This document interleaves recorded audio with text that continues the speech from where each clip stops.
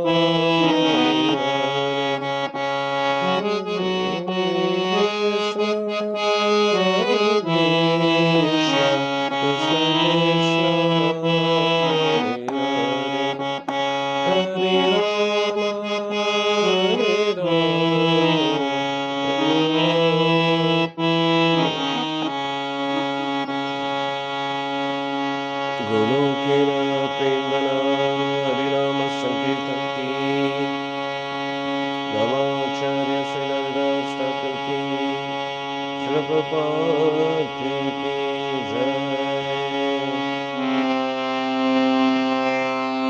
ओम नमो भगवते वासुदेवाय।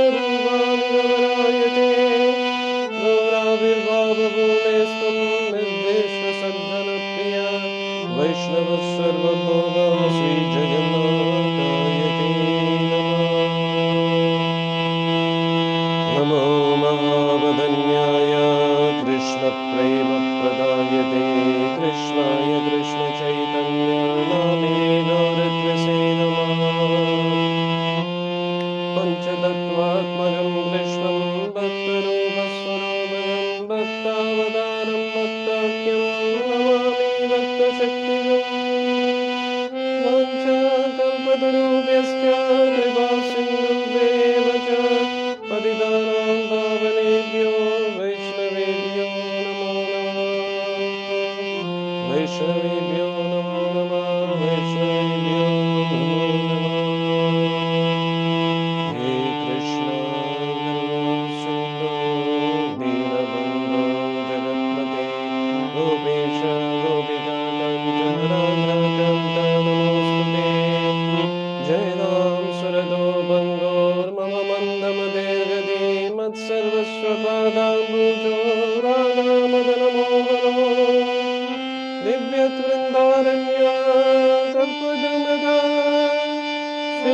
रत्नागार सिंहासनस्थो श्रीमद्राजा श्रीलगोविन्ददेवो प्रेष्ठानपि सेव्यमानो स्मरामि श्रीमन्वासरसारं नीलं श्रीमदत्ततस्थिता दर्शं वेदस्वरे लोके गोपीनाथश्रीस्तुता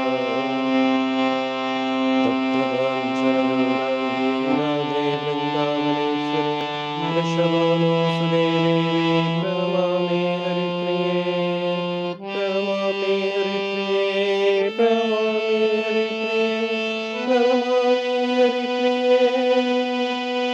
जय श्री कृष्ण चैतन्य प्रभु नित्यानंद श्री अद्वैत गदाधर श्रीवासादि गौरभक्तवृंद। हरे कृष्ण कृष्ण कृष्ण हरे हरे हरे राम राम राम हरे हरे हरे कृष्ण कृष्ण कृष्ण हरे हरे हरे राम राम हरे हरे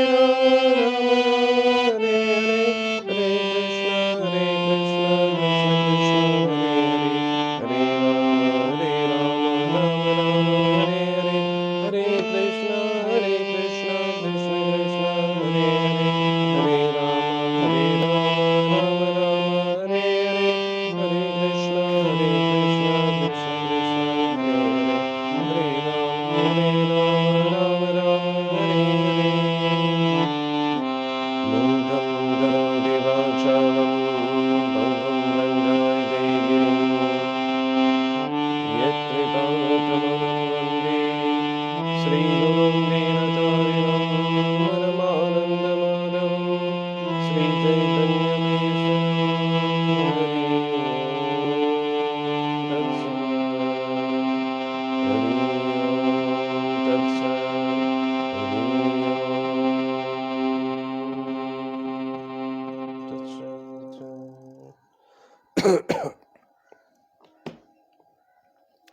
ഹരേ കൃഷ്ണ.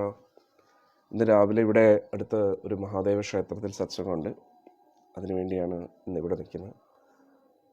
മഹാദേവ ക്ഷേത്രത്തിൽ സത്സംഗം കഴിഞ്ഞതിന് ശേഷം പിന്നെ ട്രിവാൻഡ്രത്തേക്ക് വൈകിട്ടൊരു പ്രോഗ്രാമാണ്, അങ്ങോട്ട് പോവുകയാണ്. നമുക്ക് ചർച്ച തുടരാം.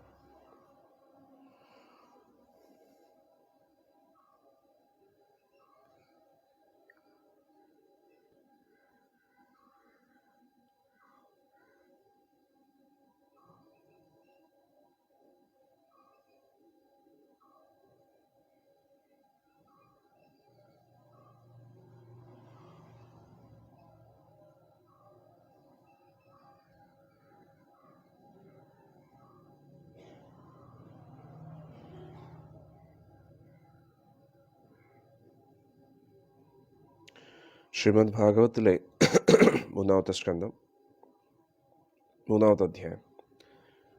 ഇന്നലെ നമ്മൾ ചർച്ച ചെയ്ത പോലെ ഉദ്ധവരും വിതുരരുമായിട്ടുള്ള ചർച്ചയാണ്. വിതുരർ ഭഗവാനെക്കുറിച്ച് ഉദ്ധവരോട് ചോദിക്കുകയാണ്.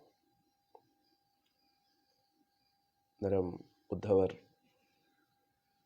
ഒരുപാട് വിരഹവേദനയോടുകൂടി പറയുകയാണ്, ഭഗവാൻ നമ്മളെ വിട്ടുപോയി. പക്ഷേ സാധാരണ ഈ ലോകത്തിൽ മരിക്കുന്ന പോലെ അങ്ങനെ ഒരു മരണമല്ല ഭഗവാന് സംഭവിച്ചിരിക്കുന്നത്. എങ്ങനെയാണോ സൂര്യൻ ഉദിക്കുന്നതും അസ്തമിക്കുന്നതും, സൂര്യൻ ഉദിക്കുന്നതുമില്ല അസ്തമിക്കുന്നുമില്ല, പക്ഷെ നമ്മുടെ നോട്ടത്തിലാണ് അത് സംഭവിക്കുന്നത്. അതേപോലെ ഭഗവാൻ നമ്മുടെ മുമ്പിൽ നിന്നും അപ്രത്യക്ഷനായി എന്ന് വളരെ വിശദമായിട്ട് അദ്ദേഹം പറയുകയാണ്. പക്ഷെ എന്നാലും ഭഗവാന്റെ വിയോഗം സഹിക്കാൻ പറ്റാതെ ഉദ്ധവർ വളരെയധികം വിഷമത്തിലാണ്. ഇതിനെക്കുറിച്ച് നമ്മൾ വളരെ വിശദമായിട്ട് സത്സംഗത്തിൽ ചർച്ച ചെയ്തിട്ടുണ്ട്. നാമം ജപിക്കുമ്പോൾ തന്നെ നമുക്ക് ഭഗവാനുമായിട്ടുള്ള ഒരു സമ്പർക്കം ലഭിക്കുകയാണ്. ശ്രദ്ധയോടുകൂടി നാമം ജപിക്കുമ്പോൾ അതിൽ തന്നെ നമുക്ക് നല്ലൊരു ആനന്ദം ലഭിക്കാറുണ്ട്. ചൈതന്യ മഹാപ്രഭു പറയുന്നു, ആനന്ദാംബുതി വർദ്ധനം. ശ്രദ്ധയോടുകൂടി നാമം ജപിക്കുന്നതിനനുസരിച്ച് നാമജപത്തിൽ ഉള്ള ആനന്ദം വർദ്ധിച്ചുകൊണ്ടേയിരിക്കും, ഭക്തിയിൽ കൂടുതൽ താല്പര്യം വർദ്ധിക്കും. നാമജപമാണ് എല്ലാത്തിൻ്റെയും അടിത്തറ. നിത്യവും ശ്രദ്ധയോടുകൂടി തിരുനാമം ജപിക്കുന്ന വ്യക്തികൾക്ക് ഒരു പ്രശ്നവും വരത്തില്ല. പുറമേ പ്രശ്നങ്ങൾ വരുന്നതായിട്ട് നമുക്ക് തോന്നുന്നുണ്ടെങ്കിലും അതൊന്നും നമ്മൾ അറിയത്തു പോലുമില്ല. ഇപ്പോൾ നല്ല തണുപ്പുള്ള ദിവസങ്ങളിൽ, നല്ല ഏറ്റവും മൈനസ് ടെമ്പറേച്ചറിൽ ഉള്ള ആ ഒരു കാലാവസ്ഥയിലുള്ള സ്ഥലങ്ങളിൽ നമ്മൾ സന്ദർശിക്കുമ്പോൾ നമ്മൾ നല്ല ചൂടുള്ള വസ്ത്രങ്ങൾ ധരിച്ചു കഴിഞ്ഞാൽ, നല്ല സ്വെറ്ററും അതിൻ്റെ മുകളിൽ ജാക്കറ്റും ഒക്കെ ഇട്ട് കഴിഞ്ഞാൽ നമുക്ക് തണുപ്പ് അത്ര അനുഭവപ്പെടത്തില്ല. തണുപ്പുണ്ടോ? തീർച്ചയായിട്ടും ഉണ്ട്. ഹരേ കൃഷ്ണ. ശബ്ദം കുറയ്ക്കുക കേട്ടോ. ഹരേ കൃഷ്ണ. ഇവിടെ മെല്ലെ സംസാരിക്കുക കേട്ടോ. മെല്ലെ ശബ്ദം കുറയ്ക്കുക കേട്ടോ. സംസാരം കുറച്ച് ചൂടുവെള്ളം കൂടെ കുടിക്കാൻ. അന്നേരം ചൂടുവെള്ളം. അന്നേരം നമ്മൾ മനസ്സിലാക്കേണ്ട ഒരു കാര്യം, നമ്മൾ ആ തണുപ്പുള്ള മേഖലകളിൽ പോയി കഴിഞ്ഞാൽ, നമ്മൾ സ്വെറ്ററും അതൊക്കെ ഇട്ട് കഴിഞ്ഞാൽ പുറത്തുള്ള കാലാവസ്ഥ മാറുന്നില്ല, അത് അങ്ങനെ തന്നെ തുടരുകയാണ്. പക്ഷേ ആ ചൂടുള്ള വസ്ത്രം ധരിച്ചത് കൊണ്ട് ആ തണുപ്പ് നമ്മളെ അത്രത്തോളം എഫക്റ്റ് ചെയ്യത്തില്ല. മഴ വരുമ്പോഴും, വളരെ ശക്തമായിട്ടുള്ള മഴയാകുമ്പോഴും നമ്മൾ ഒരു കുട നമുക്കുണ്ടെങ്കിൽ, ഒരു റെയിൻ ജാക്കറ്റ് നമുക്കുണ്ടെങ്കിൽ, റെയിൻ കോട്ട് ഉണ്ടെങ്കിൽ മഴ നമ്മളെ അത്രയും ഡിസ്റ്റർബ് ചെയ്യത്തില്ല. ഇതേപോലെയാണ് നമ്മുടെ ജീവിതത്തിൽ. അന്നേരം നമ്മുടെ ജീവിതത്തിൽ തിരുനാമം ജപം എന്ന് പറഞ്ഞാൽ ഒരു ഷെൽട്ടറാണ്, ഒരു ആശ്രയമാണ്. എങ്ങനെയാണോ സ്വെറ്റർ നമ്മളെ തണുപ്പിൽ നിന്ന് രക്ഷപ്പെടുത്തുന്നത്, അല്ലെങ്കിൽ ഒരു റെയിൻ കോട്ട് നമ്മളെ, അല്ലെങ്കിൽ കുട നമ്മളെ മഴയിൽ നിന്ന് രക്ഷപ്പെടുത്തുന്നത്, അല്ലെങ്കിൽ നമ്മൾ വെള്ളത്തിൽ വീണ് പോയി കഴിഞ്ഞാൽ ഒരു എന്താ പറയുക സേഫ്റ്റി കിറ്റ് കാണുമല്ലോ, സേഫ്റ്റി ജാക്കറ്റ് കാണത്തില്ലേ, അതെങ്ങനെയാണോ നമ്മളെ രക്ഷിക്കുന്നത്, അതേപോലെ തിരുനാമ ജപം നമ്മളെ സംരക്ഷിക്കും.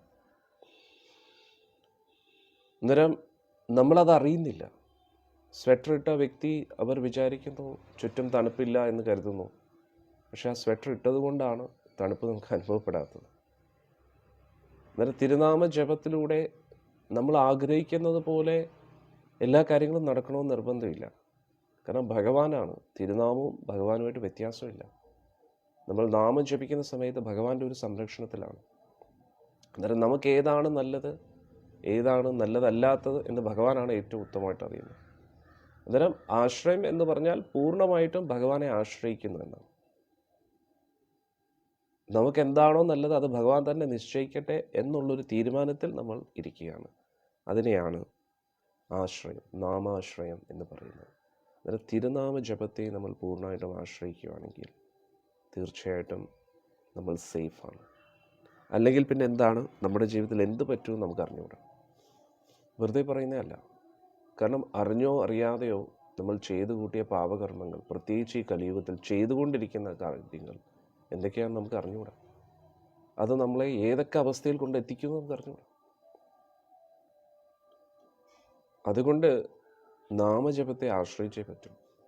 തിരുനാമജപം ഇല്ലെങ്കിൽ നമ്മുടെ ജീവിതത്തിൽ പിന്നെ എന്താ സംഭവിക്കുന്നത് നമുക്കൊരു ഷുവർട്ടി കാണുന്നില്ല. അതാണ് നമ്മൾ മനസ്സിലാക്കേണ്ടത്.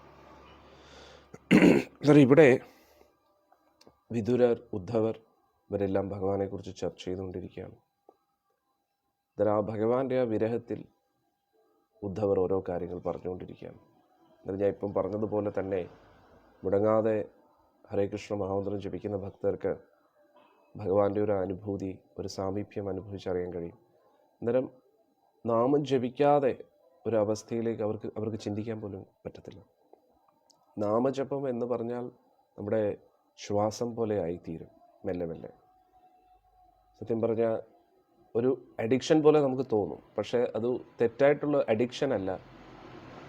നമ്മുടെ ഈ ഭൗതിക ലോകത്തിലുള്ള എല്ലാവിധ അഡിക്ഷനിൽ നിന്നും നമ്മളെ മോചിതനാക്കാൻ ഉള്ള ഏറ്റവും ഉത്തമ അഡിക്ഷനാണ് തിരുനാമജപം.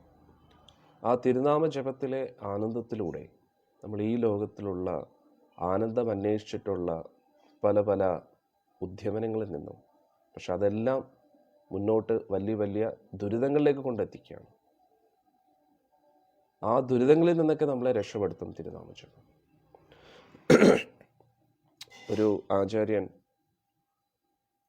ഇടയ്ക്ക് പറയുകയായിരുന്നു, ഈ ലോകത്ത് ഏറ്റവും വലിയ ആനന്ദമായിട്ട് എല്ലാവരും കരുതുന്നത് ഒരു ലൈംഗിക ബന്ധത്തെയാണ്. അന്നേരം ഒരു ആണ് പെണ്ണ് രണ്ടുപേരും ഒന്നിച്ച് വരുന്നത് ആ രണ്ടുപേർക്കും ആ ശരീരസുഖം ലഭിക്കുമെന്ന് പറഞ്ഞിട്ടാണ്. പക്ഷേ ആ ലൈംഗിക ബന്ധത്തിന് ശേഷം രണ്ടുപേരും ദുഃഖിതരാകുകയാണ്. ആ ഒരു ബന്ധത്തിലൂടെ ആനന്ദമുണ്ട് എന്ന് കരുതിയിട്ടാണ് രണ്ടുപേരും ഒന്നിക്കുന്നത്. പക്ഷേ അത് കൂടുതൽ ദുഃഖത്തിലേക്ക് എത്തിക്കും. ഇനി അവർ വിവാഹം കഴിച്ച് അതിനുശേഷം അവരുടെ ആശ്രിതരെ സംരക്ഷിക്കാൻ വേണ്ടി അവർ ശ്രമിച്ചുകൊണ്ടിരിക്കുന്നു. അതായത് മക്കള്, ബന്ധുമിത്രാദികൾ, ഭാര്യ, ഭർത്താവ് എപ്പോഴും സന്തോഷമായിട്ടിരിക്കണം എന്ന് കരുതുന്നു. പക്ഷേ എത്ര കാര്യങ്ങൾ അവർക്ക് വേണ്ടി ചെയ്താലും അവർക്കൊരിക്കലും സന്തോഷം തോന്നത്തില്ല. നമ്മൾ കരുതുന്നു ഇത് ചെയ്യുമ്പോൾ അവർക്ക് ഭയങ്കര സന്തോഷമായിരിക്കും. അതാണ് നമ്മൾ പ്രതീക്ഷിക്കുന്നത്. ആദ്യം എന്താ, ഇവർ രണ്ടുപേരും ഒന്നിക്കുന്ന എന്തിനു വേണ്ടിയാണ്? ഒരു സുഖം പ്രതീക്ഷിച്ചിട്ടാണ്. പക്ഷേ ആ സുഖത്തെക്കാട്ടി ഉപരി ആ ബന്ധം കഴിയുമ്പോൾ അവർക്ക് കൂടുതൽ ദുരിതമാണ്. ആ ഒരു കുറ്റബോധമാണ് തോന്നുന്നത്. ആ ഒരു ബന്ധം കഴിഞ്ഞതിന് ശേഷം എന്തോ ഒരു തെറ്റ് ചെയ്തതായിട്ടാണ് ഒരു വ്യക്തിയുടെ ഉള്ളിൽ തോന്നുന്നത്. അത് ഉള്ളിൽ നല്ല മനസാക്ഷിയുള്ള വ്യക്തികൾക്ക് അത് തോന്നും. ഉള്ളിൽ എന്തെങ്കിലും ഒരു നന്മയുള്ള വ്യക്തികൾക്ക് മനസ്സിലാവും ഇതിലൂടെ ഒരു സുഖമില്ല എന്നുള്ള ഒരു അനുഭൂതിയാണ് ഒരു വ്യക്തിക്ക് യഥാർത്ഥത്തിൽ തോന്നുന്നത്. അതിനുശേഷം അന്നേരം സുഖം പ്രതീക്ഷിച്ച് ആ ബന്ധത്തിൽ ഏർപ്പെടുന്നു. പക്ഷെ അവിടെ സുഖമില്ല. അതിനുശേഷം ആശ്രിതരായിട്ടുള്ള വ്യക്തികളെ, അതായത് ഭാര്യയോ ഭർത്താവോ കുട്ടികളോ, അവർക്ക് വേണ്ടി അവർക്ക് സന്തോഷം ലഭിക്കും എന്ന് പറഞ്ഞ് പല കാര്യങ്ങളും ചെയ്യുന്നു. ഒരു വീടുണ്ടാക്കുന്നതാണെങ്കിലും അല്ലെങ്കിൽ കാശ് സമ്പാദിക്കുന്നതാണെങ്കിലും ഇതൊക്കെ ചെയ്താലും അതിലൊന്നും അവർക്ക് ഒരിക്കലും തൃപ്തി വരുത്തുമില്ല. അവരുടെ സന്തോഷത്തിന് വേണ്ടിയാണ് ഇതൊക്കെ ചെയ്യുന്നത്. അന്നേരം വീണ്ടും ആലോചിക്കുക, ആദ്യം എന്താ പറഞ്ഞത്, ഒരു ബന്ധത്തിൽ ഏർപ്പെടുന്ന എന്തുകൊണ്ടാണ്?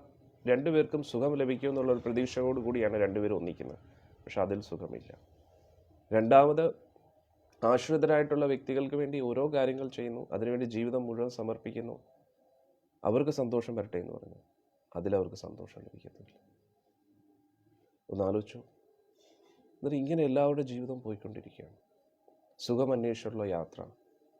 എല്ലാവരുടെ ജീവിതത്തിലും ഈ രണ്ട് കാര്യങ്ങൾ മാത്രമേ ഉള്ളൂ.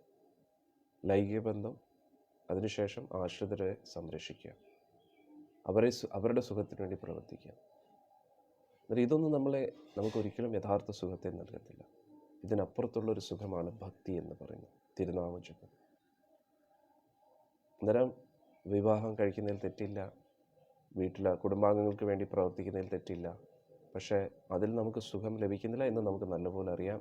അന്നേരം കർത്തവ്യം എന്നുള്ള രീതിയിൽ ആ കടമകളൊക്കെ നിറവേറ്റുക. പക്ഷേ യഥാർത്ഥം നമുക്ക് സുഖം ലഭിക്കുന്നത് ഭക്തിയിലൂടെയാണെന്ന് നമ്മൾ ഒരിക്കലും മറന്നുപോകും.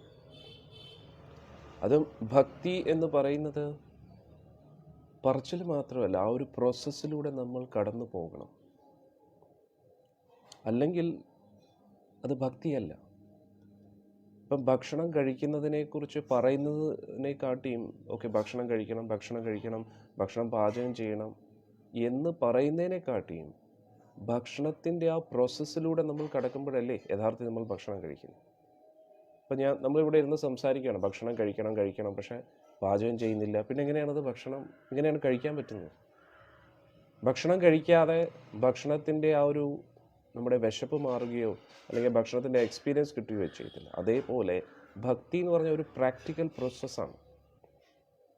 ഭക്തി എന്ന് പറയുന്നത് ചുമ്മാ ഒരു പറച്ചിലല്ല. പറഞ്ഞ് ഭക്തി, എനിക്ക് കൃഷ്ണനോട് ഭയങ്കര ഇഷ്ടമാണ്, അത് പറച്ചിലല്ല. അത് എത്രത്തോളം ആ ഇഷ്ടം നമ്മൾ പ്രവൃത്തിയിൽ കാണിക്കുന്നു. ഇപ്പം നമ്മുടെ കുടുംബാംഗങ്ങൾക്ക് വേണ്ടി നമ്മൾ പറയുന്നു, എനിക്കെൻ്റെ മക്കളെ ഭയങ്കര ഇഷ്ടമാണ്, എൻ്റെ ഭർത്താവിനെ വലിയ ഇഷ്ടമാണ്, ഭാര്യ വലിയ ഇഷ്ടമാണെന്നൊക്കെ പറയുന്നത് മാത്രമേ ഉള്ളൂ. പക്ഷെ അവർക്ക് വേണ്ടി ഒരു ത്യാഗവും ചെയ്യുന്നില്ല, ഒന്നും പ്രവർത്തിക്കുന്നില്ല. പിന്നെ അതെങ്ങനെയാണ് സ്നേഹമാകുന്നത്? ആത്മാർത്ഥമായിട്ട് അവരുമായിട്ട് സംസാരിക്കുന്നില്ല, അവരെക്കുറിച്ച് ചിന്തിക്കാറില്ല, അവർക്ക് വേണ്ടി ഒന്നും ചെയ്യാറില്ല. എന്നാൽ അതെങ്ങനെയാണ് സ്നേഹമാകുന്നത്? വർഷത്തിൽ ഒരിക്കൽ മാത്രം നമ്മൾ നമ്മുടെ കുടുംബാംഗങ്ങളെ കാണാൻ പോകുന്നു. അത് ശരിയാ, പുറത്ത് എവിടെയെങ്കിലും ജോലി ചെയ്യുകയാണെങ്കിൽ ഓക്കെ. പക്ഷെ പുറത്ത് ജോലി ചെയ്യുകയാണെങ്കിൽ പോലും എല്ലാ ദിവസവും ഫോണെങ്കിലും ചെയ്യാറില്ലേ? അല്ലെങ്കിൽ പുറത്ത് പോയി ജോലി ചെയ്യുന്ന ആർക്ക് വേണ്ടിയാണ്? കുടുംബാംഗങ്ങൾക്ക് വേണ്ടിയാണ്. അത് കുടുംബാംഗങ്ങൾക്കും അറിയാം, നിങ്ങൾക്കും അറിയാം, അല്ലേ? എന്നാൽ അതേപോലെ നമ്മുടെ ജീവിതം ആർക്ക് വേണ്ടിയാണോ സമർപ്പിക്കുന്നത് അവരോടാണ് നമുക്ക് ഏറ്റവും കൂടുതൽ സ്നേഹം. അങ്ങനെ നോക്കുമ്പോൾ നമ്മുടെ ഭക്തി തുടങ്ങിയിട്ടില്ല എന്ന് വേണമെങ്കിൽ നമുക്ക് ചിന്തിക്കാം, അല്ലേ? നമ്മൾ ഇന്നും ജീവിക്കുന്നത് നമ്മുടെ ബന്ധുമിത്രാദികൾക്ക് വേണ്ടിയാണ്. അത് തെറ്റാണെന്നല്ല ഞാൻ പറയുന്നത്. അത് നിങ്ങളുടെ ധർമ്മമാണ്, കർത്തവ്യമാണ്. ഭാര്യ എന്നുള്ള രീതിയിൽ, ഭർത്താവ് എന്നുള്ള രീതിയിൽ, കുട്ടികൾ എന്നുള്ള രീതിയിൽ, കുടുംബാംഗങ്ങൾ എന്നുള്ള രീതിയിൽ കുടുംബത്തിനോടൊരു ഉത്തരവാദിത്വമുണ്ട്. പക്ഷേ നമ്മൾ മറന്നു പോകരുത്, പരമോന്നതമായിട്ടുള്ള ഉത്തരവാദിത്വം ഭഗവാനുമായിട്ടുള്ള നമ്മുടെ ബന്ധമാണ്. അതിനുവേണ്ടി പ്രവർത്തിക്കുക. അന്നേരം നമ്മൾ ഭക്തിയെക്കുറിച്ച് പറയുന്നതേ ഉള്ളൂ. ഭക്തി പ്രക്രിയ ഒന്നും ഫോളോ ചെയ്യാറില്ല കൂടുതലും. കുറഞ്ഞ പക്ഷം എന്ന് പറയാൻ കഴിയില്ല, പക്ഷേ നാമമെങ്കിലും നമ്മൾ ജപിക്കണം. നാമം പരമോന്നതമായിട്ടുള്ള ഭഗവാനായിട്ടുള്ളൊരു സമ്പർക്കമാണ്. നാമം ജപിച്ച് നമുക്ക് നമ്മുടെ ഉള്ളിൽ നിന്നും പ്രയോറിറ്റീസ് നമുക്ക് മനസ്സിലാവും. ഉദാഹരണത്തിന് ഒരു വിദ്യാർത്ഥിയുടെ ഏറ്റവും ഇമ്പോർട്ടൻ്റ് ആയിട്ടുള്ള കർത്തവ്യം എന്താ? പഠിക്കുക എന്നതാണ്.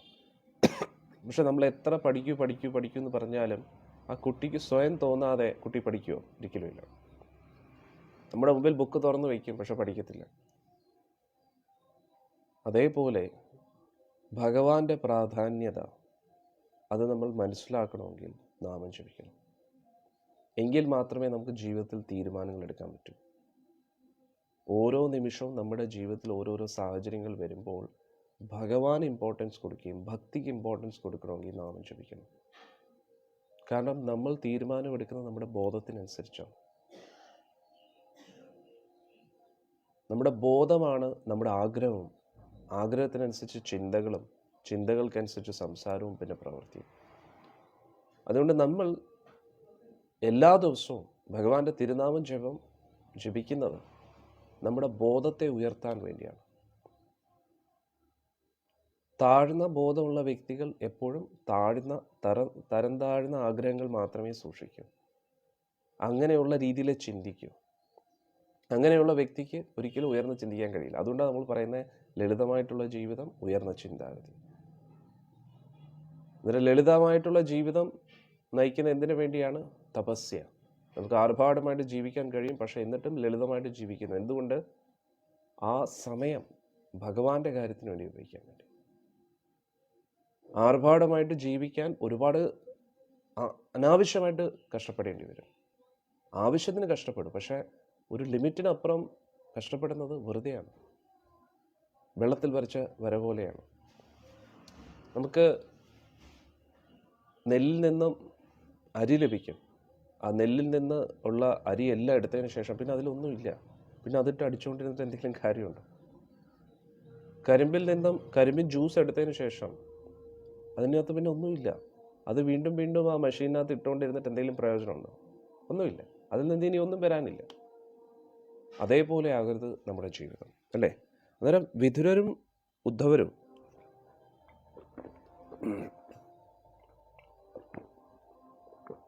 അവരുടെ ഭക്തിയാണ് നമുക്ക് പ്രചോദനമായിട്ട് നമ്മൾ എടുക്കേണ്ടത്. അവരുടെ ജീവിതത്തിൽ എന്തുണ്ടെങ്കിലും ഇല്ലെങ്കിലും അവർ ഏറ്റവും പ്രധാനമായിട്ട് കരുതുന്നത് ഭഗവാനെയാണ്. അന്നേരം നമ്മൾ നമ്മുടെ ദൈനംദിന ജീവിതത്തിൽ, ഇപ്പോൾ നമ്മുടെ എല്ലാ സത്സംഗത്തിനെയും വിഷയം ഇത് തന്നെയാണ്. അന്നേരം ഇത് നമ്മൾ എത്ര കേട്ടാലും നമുക്ക് ബോറടിക്കത്തില്ല. എന്തുകൊണ്ടാണ്? ഒരേ കാര്യം തന്നെയാണ് നമ്മൾ ചർച്ച ചെയ്യുന്നത്. ഇപ്പോൾ എൻ്റെ ഏത് സത്സംഗം എടുത്ത് നോക്കിക്കഴിഞ്ഞാലും ഒന്നുകിൽ നാമജപത്തെക്കുറിച്ച് പറയും, അല്ലെങ്കിൽ വിരക്തിയെക്കുറിച്ച് പറയും, അല്ലെങ്കിൽ ഭഗവാനെക്കുറിച്ച് പറയും. ഒരേ വ്യക്തിയെക്കുറിച്ചാണ് നമ്മൾ വീണ്ടും കേൾക്കുന്നത്. പക്ഷെ നമുക്ക് ഒരിക്കലും ബോറടിക്കാറില്ല. നിങ്ങൾ യൂട്യൂബിലെ പല വീഡിയോസും കണ്ടു നോക്കിക്കഴിഞ്ഞാലും ഭഗവാനുമായിട്ട് ബന്ധപ്പെടാത്ത, ഭഗവാനുമായിട്ട് ഒരു കാര്യവും അതുമായിട്ട് ബന്ധമില്ലാത്ത കാര്യങ്ങൾ, ഹരേ കൃഷ്ണ, അത് ഒരു പ്രാവശ്യം കേട്ട് 2 പ്രാവശ്യം കേട്ട് ഒരു 5 പ്രാവശ്യം ഒരിക്കലും നമുക്ക് കേൾക്കാൻ കഴിയില്ല, ബോറടിക്കും. പക്ഷെ ഭഗവാനുമായിട്ട് ബന്ധപ്പെട്ട കാര്യം ഒരേ കാര്യം തന്നെ ഇനി ഒരു 10 ദിവസമല്ല, 20 ദിവസമല്ല, തുടർച്ചയായിട്ട് എത്ര ദിവസം വേണമെങ്കിലും ഒരേ കാര്യം തന്നെ. അതായത് നിങ്ങൾ ആ ലെക്ചർ എടുത്ത് നോക്കിക്കഴിഞ്ഞാൽ ഇന്നലെ പറഞ്ഞ അതേ കാര്യം തന്നെ ഇന്നും പറഞ്ഞാലും, ഇന്ന് പറഞ്ഞ അതേ കാര്യം തന്നെ നാളെ പറഞ്ഞാലും അത് നമുക്ക് ഒരിക്കലും ബോറടിക്കത്തില്ല. എന്തുകൊണ്ട്?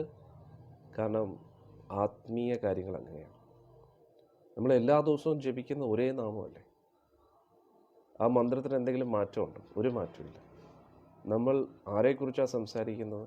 ഭഗവാനെക്കുറിച്ച്. സ്ഥിരം എല്ലാ പ്രഭാഷണത്തിലും ഒരേ കാര്യം തന്നെയാണ് ഞാൻ സംസാരിക്കുന്നത്. പക്ഷെ എന്നിട്ട് നമുക്ക് ബോറടിക്കുന്നില്ല. എന്തുകൊണ്ട്? പറയുന്ന എനിക്കും ബോറടിക്കുന്നില്ല, നിങ്ങൾക്ക് കേൾക്കുന്ന നിങ്ങൾക്കും ബോറടിക്കുന്നു. കാരണം എന്താ? ഓരോ പ്രാവശ്യം പറയുമ്പോഴും ഓരോ പ്രാവശ്യം കേൾക്കുമ്പോഴും അത് പുതിയതായിട്ട് കേൾക്കുന്ന പോലെ നമുക്ക് തോന്നും. ഇതാണ് ആത്മീയ കാര്യങ്ങളുടെ പ്രത്യേകത. ആത്മീയ വിഷയം അങ്ങനെയാണ്. കാരണം എന്തോ അത് ഭഗവാനുമായിട്ട് ബന്ധപ്പെട്ടതാണ്. ഭഗവാനെ എത്ര പ്രാവശ്യം നമ്മൾ കണ്ടാലും ആദ്യമായിട്ട് കാണുന്ന പോലെ തോന്നും. ഭഗവത്ഗീത പഠിക്കുമ്പോഴും ആദ്യമായിട്ട് പഠിക്കുന്നു. ഒരു പുതുമ എന്നും അതിനകത്തുണ്ടെന്നുള്ളത്. അതിൽ ആ പുതുമ, ആ ഒരു ഫ്രഷ്നെസ് ഒരിക്കലും നഷ്ടപ്പെടത്തില്ല. എന്നും അത് ഫ്രഷായിട്ടിരിക്കും. ഭഗവാന്റെ തിരുനാമ ജപം നോക്കിക്കഴിഞ്ഞാൽ അങ്ങനെ തന്നെയാണ്. പക്ഷെ ഭൗതിക ലോകത്തിൽ ആൾക്കാർ ചേഞ്ച് ആഗ്രഹിക്കുന്നു. ഇത് തന്നെയാണ് ഭൗതികവും ആത്മീയവും തമ്മിലുള്ള വ്യത്യാസം. ഭൗതിക ലോകത്തിലുള്ള എല്ലാ കാര്യങ്ങളും മാറ്റം വന്നാലേ നമുക്കത് സഹിച്ച് നിൽക്കാൻ പറ്റും. ഒന്ന് ആലോചിച്ച് നോക്കൂ, 6 ദിവസം നമ്മൾ ജോലി ചെയ്യും, 7ാമത്തെ ദിവസം ലീവ് കിട്ടിയിരിക്കണം. കിട്ടിയില്ലെങ്കിൽ തല പുകയും. 7 ദിവസം ജോലി ചെയ്തു, 14 ദിവസം ജോലി ചെയ്തു, ലീവ് കിട്ടിയില്ല. 1 മാസം കഴിഞ്ഞിട്ടെങ്കിലും ലീവ് എടുത്തേ പറ്റൂ. ലീവ് കിട്ടിയില്ലെങ്കിൽ ഭ്രാന്ത് പിടിക്കും. ഇനി ലീവ് തന്നെ എടുത്തോണ്ടിരിക്കുക. 1 ദിവസം വീട്ടിൽ ഇരുന്നു, 2 ദിവസം കഴിഞ്ഞു വീട്ടിൽ ഇരുന്നു, 3ാമത്തെ ദിവസം എവിടെയെങ്കിലും ജോലിക്ക് പോകാൻ തോന്നും, എവിടെയെങ്കിലും ഇറങ്ങിപ്പോകാൻ തോന്നും. ഇരിക്കാൻ പറ്റത്തില്ല അല്ലേ? അന്നേരം ഈ ലോകത്തിലെ ഏതൊരു കാര്യത്തിനും ഒരു മാറ്റം അനിവാര്യമാണ്. അല്ലെങ്കിൽ നമുക്ക് അതുമായിട്ട് തുടർന്ന് പോകാൻ വളരെ ബുദ്ധിമുട്ടായിരിക്കും. ഉദാഹരണത്തിന് വീണ്ടും നേരത്തെ പറഞ്ഞ കാര്യം പോലെ ഒരു ആണും പെണ്ണും ഒന്നിക്കുന്നത് ലൈംഗിക ബന്ധത്തിന് വേണ്ടി മാത്രമാണ്. പക്ഷെ 24 മണിക്കൂർ അതിനെക്കുറിച്ച് ചിന്തിക്കാൻ പറ്റും അവർക്ക്. ആ ലൈംഗിക ബന്ധത്തെക്കുറിച്ച് പ്രതീക്ഷകൾ വെച്ചിട്ടാണ് ഒരു വ്യക്തി വിവാഹത്തിലേക്ക് കിടക്കുന്നത്. പക്ഷെ വിവാഹം കഴിഞ്ഞു കഴിഞ്ഞാൽ അങ്ങനെയുള്ള കാര്യങ്ങൾ തീരെ സമയം പോലും കാണത്തില്ല. അവർ ജീവിതത്തിൻ്റെ യഥാർത്ഥ കാര്യങ്ങളിലേക്ക് കടക്കുന്നുള്ളതാണ്. അന്നേരം ഈ ലോകത്ത് ആൾക്കാർ ഏറ്റവും സുഖമാണ് എന്ന് കരുതുന്ന ആ വിഷയത്തിൽ പോലും യഥാർത്ഥ സുഖമില്ല. ഒന്ന് ആലോചിച്ച് നോക്കൂ, ലൈംഗിക ബന്ധത്തെ ഏറ്റവും സുഖകരമായിട്ട് കാണുന്ന വ്യക്തി രാവിലെ മുതൽ രാത്രി വരെ അതിനെക്കുറിച്ച് തന്നെ ചിന്തിക്കുന്നു. ഭ്രാന്ത് പിടിക്കും. എന്തിനേറെ പറയുന്നു, ഒരു 5 മിനിറ്റിൽ കൂടുതൽ ആ കാര്യത്തെക്കുറിച്ച് ചിന്തിക്കാനേ കിട്ടില്ല, ബോറടിക്കും. ഈ ലോകത്ത് ലൈംഗിക ബന്ധത്തെക്കുറിച്ച് ഇത്രയും ആകാംക്ഷയോടെ കാണുന്ന വ്യക്തികൾ പോലും, അവർക്ക് പോലും ആ വിഷയത്തെക്കുറിച്ച് തുടർച്ചയായിട്ട് ചിന്തിച്ചു കഴിഞ്ഞാൽ അവർക്ക് വട്ടുപിടിക്കും. അവർ സത്യം പറഞ്ഞാൽ അതിനെ ഒരു മാറ്റത്തിന് വേണ്ടിയാണ് ആ വിഷയത്തിലോട്ട് പോകുന്നത്. അവരതിനെ ഒരു എൻ്റർടൈൻമെൻ്റ് എന്നുള്ള രീതിയിലാണ് കാണുന്നത്. അന്നേരം ഈ ലോകത്ത് ഒരു കാര്യം പോലും ആർക്കും സ്ഥിരമായിട്ട് ചെയ്യാൻ കഴിയില്ല. അതാണ് ഭൗതിക ലോകത്തിൻ്റെ പ്രത്യേകത. ഭൗതിക ലോകത്തിലുള്ള എല്ലാ കാര്യങ്ങളും അതേപോലെയാണ്. അതിൽ നിന്ന് തന്നെ നമുക്ക് മനസ്സിലാക്കാൻ പറ്റും ഇതൊന്നും ശാശ്വതമല്ല എന്ന്. കറക്റ്റല്ലേ? ഈ ഭൗതിക ലോകത്തിലെ ഏത് കാര്യം നിങ്ങൾ നോക്കിക്കഴിഞ്ഞാലും അതൊന്നും ഒരിക്കലും നിലനിൽക്കത്തില്ല. എല്ലാം മാറിക്കൊണ്ടേയിരിക്കും എന്നുള്ളതാണ്. അഥവാ ആ സാഹചര്യം മാറിയില്ലെങ്കിൽ നമ്മുടെ മനസ്സെങ്കിലും മാറും. ഒന്നുകിൽ സാഹചര്യം മാറും, സാഹചര്യത്തിനനുസരിച്ച് ഒരു മാറ്റം വരും, അല്ലെങ്കിൽ പിന്നെ നമ്മുടെ മനസ്സ് മാറും, അതിലുള്ള താല്പര്യം നഷ്ടപ്പെടും. എന്നാലോചിച്ചു. പക്ഷെ ഭഗവാനെക്കുറിച്ചുള്ള ചിന്തകളോ ഭക്തിയോ എത്ര കഴിഞ്ഞാലും 5000 വർഷം കഴിഞ്ഞാലും 10000 വർഷം കഴിഞ്ഞാലും കോടാനുകോടി വർഷം കഴിഞ്ഞാലും ഗുരുവായൂരപ്പൻ എപ്പോഴും അങ്ങനെ തന്നെ കാണുന്നുണ്ട്. ഭഗവാന്റെ ലീലകൾ എത്ര ചർച്ച ചെയ്താലും പറയുന്ന ആൾക്കും മടുപ്പില്ല, കേൾക്കുന്ന ആൾക്കും മടുപ്പില്ല. ഇനി തുടക്കത്തിൽ ആർക്കെങ്കിലും അതിൽ താല്പര്യം കാണത്തില്ല. നമ്മൾ ഭക്തിയെക്കുറിച്ച് പറയുമ്പോൾ തുടക്കത്തിൽ താല്പര്യം കാണത്തില്ല. പക്ഷേ ഒരു ശ്രദ്ധയോടുകൂടി കുറച്ചു നേരം കേട്ട് കഴിഞ്ഞാൽ അവർക്ക് ഇഷ്ടപ്പെടും. കുഴപ്പമില്ല എന്ന് തോന്നും. അവരെന്തുകൊണ്ട് ഇതിലോട്ട് കിടക്കുന്നില്ല? അവരുടെ പേടി എന്ന് പറഞ്ഞു കഴിഞ്ഞാൽ ഇതിലോട്ട് വന്നു കഴിഞ്ഞാൽ പിന്നെ മത്സ്യമാംസാദികൾ ഉപേക്ഷിക്കേണ്ടി വരും, ലഹരി പദാർത്ഥങ്ങൾ ഉപേക്ഷിക്കേണ്ടി വരും. പിന്നെ നമ്മൾ കുറേ തെറ്റുകൾ ചെയ്യുന്നുണ്ട്, അവിഹിത ബന്ധത്തെക്കുറിച്ചൊക്കെ മനസ്സിലിങ്ങനെ ആഗ്രഹങ്ങൾ സൂക്ഷിച്ചു വെച്ചിട്ടുണ്ട്, അതൊക്കെ ഉപേക്ഷിക്കേണ്ടി വരും. അത് പാപമല്ലേ? അന്നേരം അതും കൂടെ പോയി കഴിഞ്ഞാൽ എൻ്റെ ജീവിതത്തിൽ എന്താണ് സുഖമുള്ളത്? അതുകൊണ്ടാണ് അവർ വരാത്തത്. സത്യം പറഞ്ഞാൽ എല്ലാവരും അതുകൊണ്ടാണ് മാറി നിൽക്കുന്നത്. ഭക്തിയിൽ വന്നാൽ പിന്നെ നോൺ വെജൊക്കെ ഉപേക്ഷിക്കേണ്ടി വരും. ഭക്തിയിൽ വന്നു കഴിഞ്ഞാൽ തെറ്റുകളൊന്നും ചെയ്യാൻ പാടില്ല. അന്നേരം അവർക്ക് തന്നെ അറിയാം അവർ ചെയ്യുന്ന തെറ്റാണ്. ഇതൊക്കെ ഉപേക്ഷിച്ചിട്ട് ജീവിതത്തിൽ പിന്നെ എന്താണ് സുഖമുള്ളത് എന്നാണ് അവർ ചിന്തിക്കുന്നത്. പക്ഷെ ഇതിൽ നിന്നും വലിയൊരു സുഖം ഭക്തിയിലുണ്ട് എന്നവർ അനുഭവിച്ചറിയുന്നില്ല. അമൂല്യമായിട്ടുള്ളൊരു നിധിയാണ് ഭഗവാൻ. മത്സ്യമാംസാദികളോ ലഹരി പദാർത്ഥങ്ങളോ അതിനൊക്കെ അപ്പുറത്തായിട്ട് ഈ പ്രപഞ്ചം മുഴുവൻ നമ്മുടെ കയ്യിൽ കിട്ടിയാലും അതിൻ്റെ അധികാരി നമ്മളായാലും അതിൽ നിന്നും വലിയ ആനന്ദം, ത്രിലോകങ്ങൾ ലഭിച്ചാലും അതിനെക്കാട്ടിയും വലിയൊരു ആനന്ദം, ത്രിലോകങ്ങളിലും ഏറ്റവും വലിയ സുഖം എന്താണോ ഈ ലോകത്തിലെ ബ്രഹ്മദേവൻ, ഈ ബ്രഹ്മാണ്ടത്തിലെ ബ്രഹ്മദേവനായാൽ പോലും അതിൽ നിന്നും വലിയൊരു ആനന്ദം നമുക്കത് ചിന്തിക്കാൻ പോലും പറ്റത്തില്ല. ഭഗവാൻ കൃഷ്ണൻ അത്രയ്ക്ക് അമൂല്യമായിട്ടുള്ളൊരു നിധിയാണ്. അദ്ദേഹത്തെക്കുറിച്ച് ചർച്ച ചെയ്യുമ്പോൾ, അദ്ദേഹത്തെക്കുറിച്ച് കേൾക്കുമ്പോൾ, അദ്ദേഹത്തിൻ്റെ നാമം ജപിക്കുമ്പോൾ, അദ്ദേഹത്തെക്കുറിച്ച് സ്മരിക്കുമ്പോൾ തന്നെ നമ്മൾ എത്ര ടെൻഷനിലിരുന്നാലും എത്ര വലിയ പ്രശ്നത്തിലിരുന്നാലും കണ്ണടച്ച് കൃഷ്ണ എന്ന് പറഞ്ഞ് ഭഗവാന്റെ സുന്ദര രൂപത്തെ ഒന്ന് ധ്യാനിക്കുമ്പോൾ കാലൊക്കെ പിണച്ചു വെച്ച് മയിൽപ്പീലിയും ചൂടി ഓടക്കുള്ളും പിടിച്ച് ഏൽക്കുന്ന ആ താമരക്കണ്ണിനെ നമ്മളൊന്ന് ചിന്തിക്കുമ്പോൾ തന്നെ നമ്മുടെ ചിന്തകളിൽ വരുന്ന ആ രൂപം അത് അങ്ങനെ തന്നെ അല്ലെങ്കിൽ പോലും നമ്മൾ തന്നെ നമ്മുടെ സങ്കല്പങ്ങളിലൂടെ പല രൂപം ഉണ്ടാക്കിയതാണെങ്കിൽ പോലും അതിനൊക്കെ അപ്പുറത്താണ് ഭഗവാനെക്കുറിച്ചുള്ള ഒരു ആനന്ദം. എത്ര വലിയ പ്രശ്നത്തിലിരുന്നാലും നമ്മുടെ വീട്ടിലിരിക്കുന്ന ഭഗവാന്റെ ആ സുന്ദര രൂപത്തെ ഒന്ന് കണ്ട് ഭഗവാന്റെ ആ മുഖത്തോട്ടൊന്ന് നോക്കുമ്പോൾ എന്താ ഒരു ആനന്ദം. ആനന്ദാംബുധി വർത്തനം, ആനന്ദത്തിൻ്റെ സമുദ്രമാണ്. നമ്മൾ ഭഗവാന്റെ മുഖത്ത് എത്ര നേരം വേണമെങ്കിലും നോക്കിയിരിക്കാം, എത്ര നേരം വേണമെങ്കിലും, എത്ര നേരം വേണമെങ്കിലും, ഒരു ദിവസം മുഴുവൻ അങ്ങനെ ഇരുന്നാലും നമുക്ക് ബോറടിക്കത്തില്ല. പക്ഷെ അതേ സമയത്ത് ഈ ലോകത്ത് സ്നേഹത്തിലാണെന്ന് പറയുന്ന ആണും പെണ്ണും ഒന്നിച്ചു വന്നിട്ട് എത്ര നേരം തമ്പി നോക്കിയിരിക്കാൻ പറ്റും?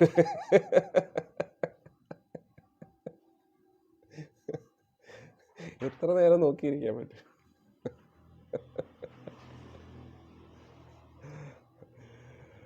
നീ വലിയ സുന്ദരിയാണ്, നീ വലിയ സുന്ദരനാണെന്നൊക്കെ പറഞ്ഞുകൊണ്ടിരിക്കും. പക്ഷേ എത്ര നേരം തമ്പി നോക്കിയിരിക്കാൻ പറ്റും? ഒരു 5 മിനിറ്റ്, 1 മിനിറ്റ് പറ്റുന്നില്ല. പക്ഷേ ഭഗവാന്റെ സുന്ദര രൂപത്തെ നമുക്ക് എത്ര നേരം വേണമെങ്കിലും നോക്കിയിരിക്കാൻ പറ്റും. അതിൽ നിന്ന് തന്നെ നമുക്ക് മനസ്സിലാക്കാൻ പറ്റും യഥാർത്ഥത്തിൽ നമ്മൾ സ്നേഹിക്കേണ്ട ഒരേ ഒരു വ്യക്തിയാണ്, അത് ഭഗവാൻ കൃഷ്ണൻ.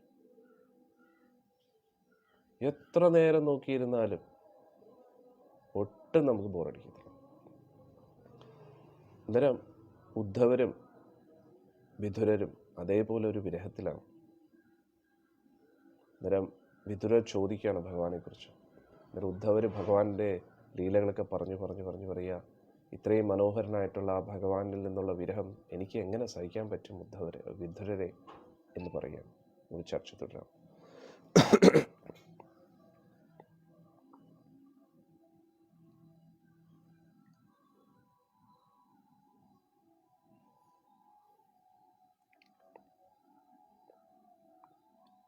ഭഗവാൻ പല അസുരന്മാരെ വധിച്ചതും, ഭഗവാൻ മഹാഭാരത യുദ്ധത്തിൽ എങ്ങനെ ഭൂഭാരം തീർത്തു, പരീക്ഷത്തിനെ എങ്ങനെ രക്ഷിച്ചു, പിന്നെ ഗൃഹസ്ഥ ജീവിതത്തിലും ഭഗവാൻ എല്ലാ നിയമനിബന്ധനകളും പാലിച്ചു, എല്ലാവർക്കും മാതൃക കാണിക്കാൻ വേണ്ടി.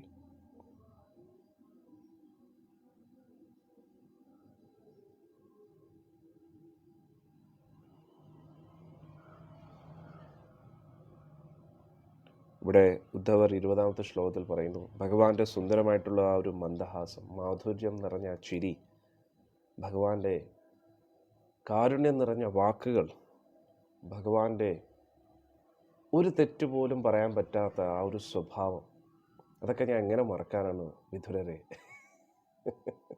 ഒന്ന് ആലോചിച്ച് നോക്കണം. നമ്മൾ ഭഗവാനെ നേരിട്ട് കണ്ടിട്ടില്ല, ഭഗവാന്റെ നാമം ജപിക്കുന്നു, ഭഗവാന്റെ വിഗ്രഹരൂപത്തിൽ നമ്മൾ ഭഗവാനെ കാണുന്നു. ഇതിൽ ഇത്രയും ആനന്ദമാണെങ്കിൽ ഭഗവാനെ നേരിട്ട് കണ്ടു കഴിഞ്ഞാൽ എന്തായിരിക്കും?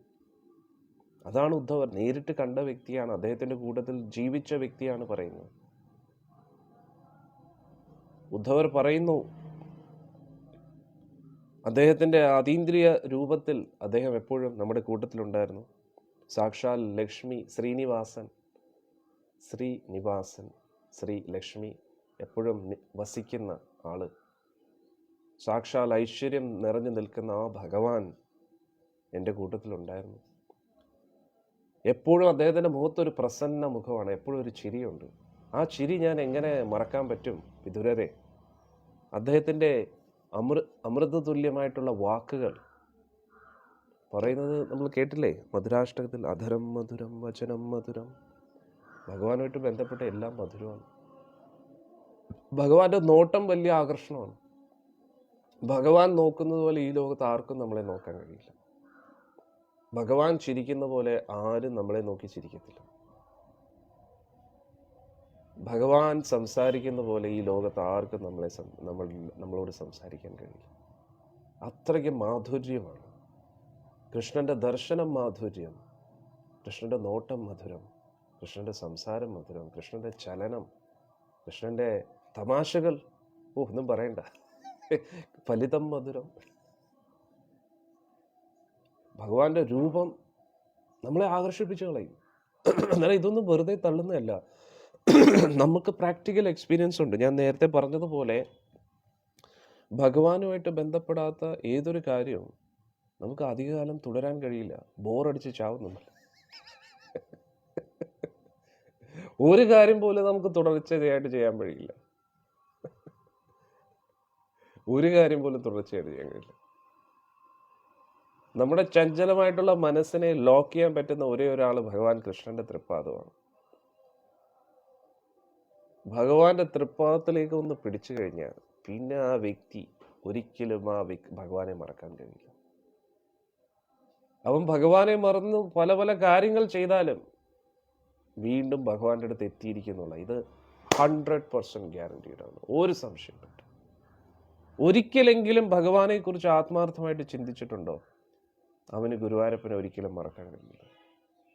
ഈ ലോകത്ത് എവിടെ പോയാലും ഉള്ളിൻ്റെ ഉള്ളിൽ ഒരു കോർണറിൽ കൃഷ്ണൻ എപ്പോഴും കാണുന്നത്. അത്രയ്ക്ക് ആകർഷകമാണ് കൃഷ്ണൻ. എന്നാൽ ഇവിടെ അതാ പറയുന്നത്, ഭഗവാന്റെ ആ സുന്ദര രൂപത്തെ ഞാൻ എങ്ങനെ മറക്കാനാണ് വിധുരരെ? ഭഗവാൻ സാക്ഷാൽ ശ്രീനിവാസൻ, ശ്രീ എന്ന് വസിക്കുന്ന ആ ഒരു ഭഗവാന്റെ സുന്ദര രൂപത്തെ, കണ്ണുകൾ എത്ര മനോഹരം, ചുണ്ടെത്ര മനോഹരം, മുഖം എത്ര മനോഹരം, കൈകളുടെ ഓരോ വിരലുകൾ എത്ര മധുരം, ഓരോ നഖം പോലും ഇത്രയും സുന്ദരമാണ്. ആ ഓരോ മുടി, ഭഗവാന്റെ സുന്ദരമായിട്ടുള്ള കേശം, ഭഗവാന്റെ ആ മയിൽപീലി, ഭഗവാന്റെ ആ തിലകം, ഭഗവാന്റെ സുന്ദരമായിട്ടുള്ളൊരു മുഖം, ഭഗവാന്റെ ശരീരം, ഭഗവാന്റെ കൈകൾ, ഭഗവാന്റെ തോള്, ഭഗവാന്റെ ആ വയർഭാഗം, വക്ഷസ്ഥലം, പീതാംബരം, ഒന്നും പറയണ്ട, ഭഗവാൻ കഴുത്തിൽ ധരിക്കുന്ന മാല, ഭഗവാന്റെ തൃപ്പാദം, ഏറ്റവും ആകർഷകമായിട്ടുള്ള ഭഗവാന്റെ തൃപ്പാദം, ഭഗവാന്റെ കാൽ വിരലുകൾ, അതിലെ നഖങ്ങൾ, ഭഗവാന്റെ കൈയുടെ ഓരോ ചലനങ്ങൾ ഭയങ്കര അട്രാക്ഷനാണ്. എന്നാൽ ഇതെല്ലാം ഉദ്ധവർ പറയുന്നു ഭഗവാന്റെ ആ സുന്ദരം മധുരമായിട്ടുള്ള ആ ഒരു ചിരി,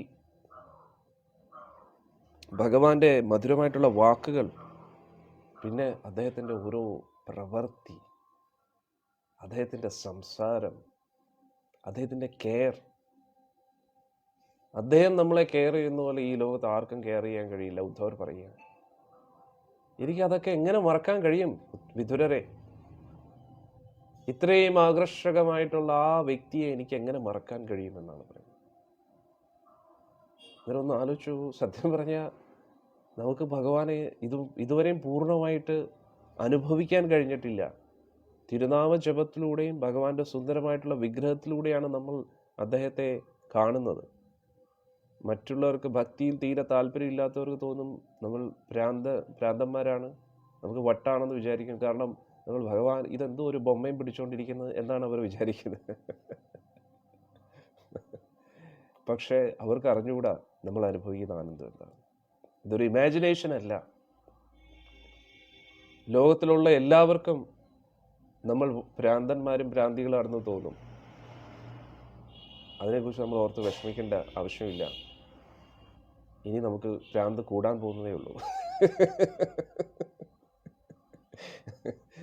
കാരണം വിഗ്രഹസേവ ചെയ്ത് ചെയ്ത് ചെയ്ത് കൃഷ്ണൻ കൂടുതൽ കൂടുതൽ നമ്മളുമായിട്ട് സംസാരിക്കാൻ തുടങ്ങി. ഇപ്പോൾ നമ്മുടെ തോന്നലുകളാകുമ്പോൾ നമ്മൾ വിചാരിക്കും ഇത് ഞാൻ ചിന്തിച്ചു കൂട്ടുന്നതാണോ ഇനി അദ്ദേഹം തന്നെ പറയുന്നതാണോ, ആ ഒരു അവസ്ഥയിലാണ് നമ്മളിപ്പോൾ ഇരിക്കുന്നത്. പിന്നെ പിന്നെ ആള് ഡിമാൻഡ് ചെയ്യാൻ തുടങ്ങും, വളരെ ക്ലിയർ ആയിട്ട് നമ്മളുമായിട്ട് സംസാരിക്കും. അത് കഴിഞ്ഞതിന് ശേഷം ഇടയ്ക്കിടയ്ക്ക് ദർശനം തരും. ഹൃദയത്തിൽ അങ്ങ് നിറഞ്ഞു നിൽക്കും അദ്ദേഹം. ഇപ്പൊ നമ്മള് ഇന്നലെ ഞാൻ സത്സംഗത്തിൽ പറയുമായിരുന്നു, വാതില് ഡോർബെൽ അടിച്ചിട്ട് തുറന്നു നോക്കുമ്പോൾ ഭഗവാൻ വന്നിരുന്നല്ലോ, ഷോക്ക് അടിച്ച് ഭ്രാന്ത് പോയി, ഹാർട്ട് അറ്റാക്ക്. അതുകൊണ്ടാണ് ഭഗവാൻ വരാത്തത്. കാരണം ഭഗവാന്റെ ആ ഒരു സുന്ദര രൂപത്തെ താങ്ങാൻ പറ്റത്തില്ല നമുക്ക്. നമ്മുടെ ഇന്ദ്രിയങ്ങളെല്ലാം ഫ്യൂസ് അടിച്ചു. കാരണം ഇത്രയും മനോഹരമായിട്ടുള്ള കാഴ്ച ഈ ലോകത്തിൽ, നമ്മുടെ സുന്ദരമായിട്ടുള്ള ഭഗവാന്റെ രൂപത്തെ താങ്ങാൻ പറ്റത്തില്ല നമ്മുടെ കണ്ണുകൾക്ക്. ഇനി ചെവിക്ക് ഇത്രയും സുന്ദരമായിട്ടുള്ള ശബ്ദത്തെ താങ്ങാൻ പറ്റത്തില്ല, അത്രയ്ക്ക് അട്രാക്റ്റീവ് ആണ്. നമ്മളങ്ങ് സ്തംഭിച്ചു പോവും. ആ ഒരു ആനന്ദ അനുഭൂതിയിൽ ഇങ്ങനെ സ്തംഭിച്ചിങ്ങനെ നിൽക്കും. അതുകൊണ്ട് ഭഗവാൻ മുന്നിൽ വന്നാൽ നമുക്ക് താങ്ങാൻ കഴിയില്ല. കാരണം ഇത്രയും നാളും നമ്മൾ അനുഭവിച്ച അനുഭവം പോലെയല്ല കൃഷ്ണ പുതിയ വന്നു കഴിഞ്ഞാൽ. ഈ എന്ത് പറഞ്ഞേ മത്ത് പിടിക്കുന്ന ഒരു അവസ്ഥ എന്നൊക്കെ പറയത്തില്ലേ, അതേപോലെയാണ്. മത്ത് പിടിക്കുന്നതിൻ്റെ സ്മിതമതി പറഞ്ഞു വന്നാലും മേക്കപ്പ് ഇട്ട് വന്നതാണ് പറയും. അങ്ങനെയൊന്നുമില്ല, അതൊന്നുമല്ല.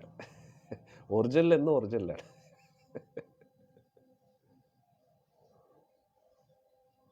ഒരു പ്രാവശ്യം കാണാൻ ഇഷ്ടമുണ്ട് ഭഗവാനെ, കാരുണ്യം ഉണ്ടാകണേ. ഒറ്റയടിക്ക് നമ്മൾ കണ്ടു കഴിഞ്ഞാൽ നമുക്ക് താങ്ങാൻ പറ്റത്തില്ല. നമ്മൾ സത്യം പറഞ്ഞാൽ നമ്മൾ ബോധം കെട്ട് വീഴും. അത്രയ്ക്ക് ആകർഷണമാണ് ഭഗവാൻ കൃഷ്ണന്. ഇപ്പം നമ്മൾ പറയുന്നത് കേട്ടില്ലേ, ഉദ്ധവര് 24/7 ഭഗവാന്റെ കൂട്ടത്തിലുള്ള വ്യക്തിയാണ്.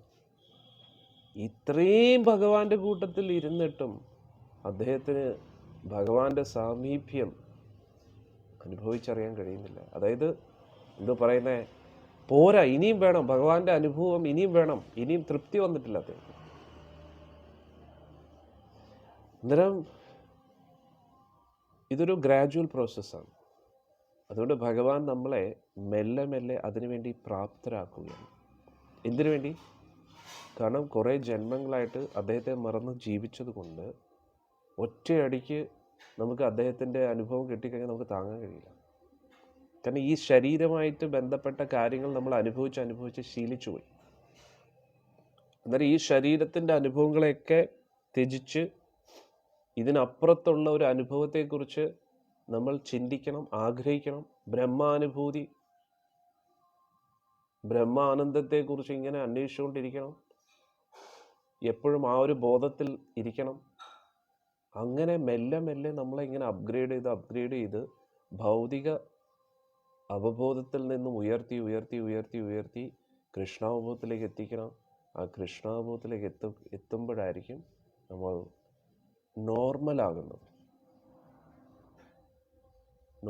ഇപ്പോൾ നമ്മൾ കണ്ടു കഴിഞ്ഞാൽ നമ്മൾ ഭ്രാന്ത് പിടിക്കും. കാരണം നമ്മൾ അതിന് യോഗ്യരല്ല. മനസ്സിലായില്ലേ? യോഗ്യത ഇല്ലാതെ ഭഗവാനെ കണ്ടു കഴിഞ്ഞാൽ പോലും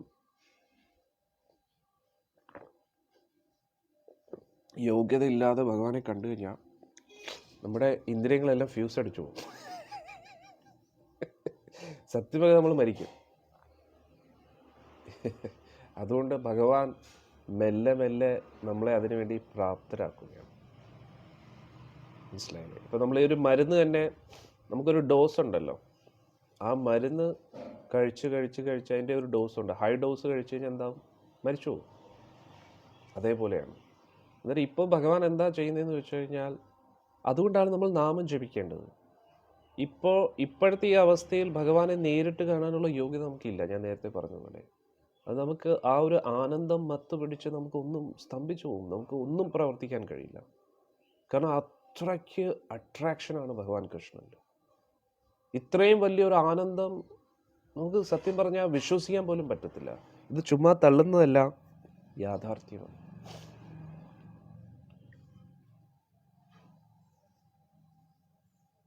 മനസ്സിലായില്ലേ? അന്നേരം ഭഗവാന്റെ രൂപം വേഷം ധരിച്ച് വരുന്ന ഒരു വ്യക്തിയോട് നമുക്ക് ഇത്രയും അട്രാക്ഷൻ തോന്നുന്നു. ഭഗവാനെക്കുറിച്ച് കേൾക്കുമ്പോൾ, ഭഗവാന്റെ ചിത്രം കാണുമ്പോൾ, ഭഗവാന്റെ സുന്ദരമായിട്ടുള്ള വിഗ്രഹം കാണുമ്പോൾ നമുക്ക് ഇത്രയും ഭഗവാനുമായിട്ട് അട്രാക്ഷൻ തോന്നുകയാണെങ്കിൽ ഭഗവാനുമായിട്ടുള്ള നേരിട്ടുള്ള സമ്പർക്കം നമുക്ക് ചിന്തിക്കാൻ പോലും പറ്റത്തില്ല. അന്നേരം ഇപ്പോഴത്തെ അവസ്ഥയിൽ ഭഗവാൻ നമ്മുടെ മുമ്പിൽ വന്നാലും ആ ഒരു ആനന്ദത്തെ താങ്ങാൻ നമുക്ക് കഴിയില്ല. അതൊരു നോർമൽ എക്സ്പീരിയൻസ് ആയിട്ട് മാറണം. വളരെ സിമ്പിൾ ഒരു ഉദാഹരണമാണ്, നമ്മൾ ഏറ്റവും കൂടുതൽ ഇഷ്ടപ്പെടുന്ന ഒരു സിനിമാ നടൻ. ആ സിനിമാ നടൻ പെട്ടെന്ന് നമ്മുടെ മുമ്പിൽ വന്നു കഴിഞ്ഞാൽ നമ്മൾ എക്സൈറ്റ്മെൻറ്റ് കൊണ്ട് തന്നെ നമുക്ക് എന്ത് പറയണമെന്ന് അറിയത്തില്ല, അങ്ങനെ ഒരു അവസ്ഥയിലായിരിക്കും. അന്നേരം ഭൗതിക ലോകത്തിൽ നമ്മൾ ഏറ്റവും കൂടുതൽ കാണാൻ ആഗ്രഹിക്കുന്ന വ്യക്തിയെ കാണുമ്പോൾ തന്നെ നമുക്ക് ഇത്ര എക്സൈറ്റ്മെൻറ്റ് വരികയാണെങ്കിൽ ആ വ്യക്തിയായിട്ട് സംസാരിച്ച് ഒരു നോർമൽ ബന്ധമായിട്ടത് മാറണം. ഇപ്പം ഒരു സെലിബ്രിറ്റിയെ കാണുമ്പോൾ ആ സെലിബ്രിറ്റിയുടെ ഫാൻസിന് ഒരുപാട് ആകാംക്ഷ കാണും ആ വ്യക്തിയായിട്ട് സംസാരിക്കാൻ. പക്ഷേ അതേ സെലിബ്രിറ്റിയുടെ, അതേ സിനിമാ നടൻ്റെ കുടുംബക്കാർക്ക് അദ്ദേഹത്തിനോട് അവർക്ക് വലിയ എക്സൈറ്റ്മെൻ്റ് ഒന്നും കാണത്തില്ല.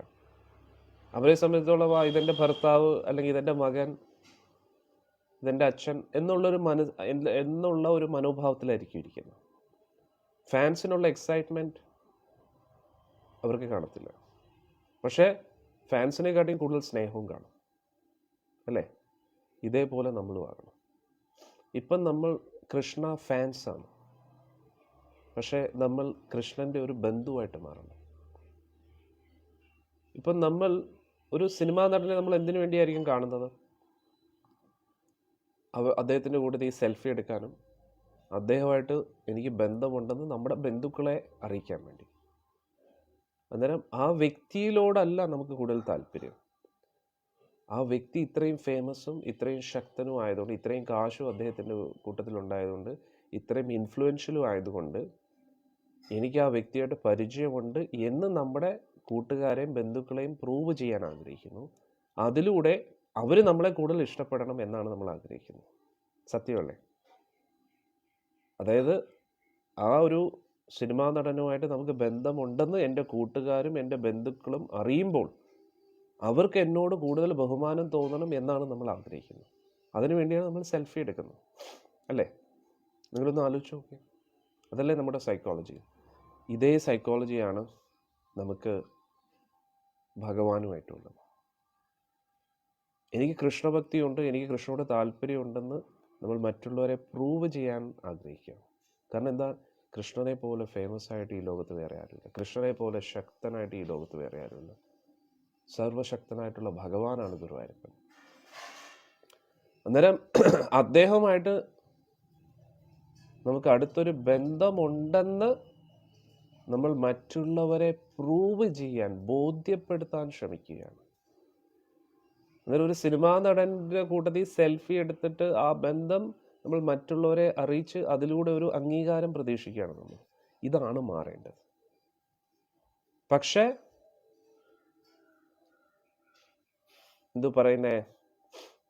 ആ ഒരു സിനിമാ നടനുമായിട്ട് നമുക്ക് ഒരു അതായത് നമ്മുടെ ലക്ഷ്യം എന്താ?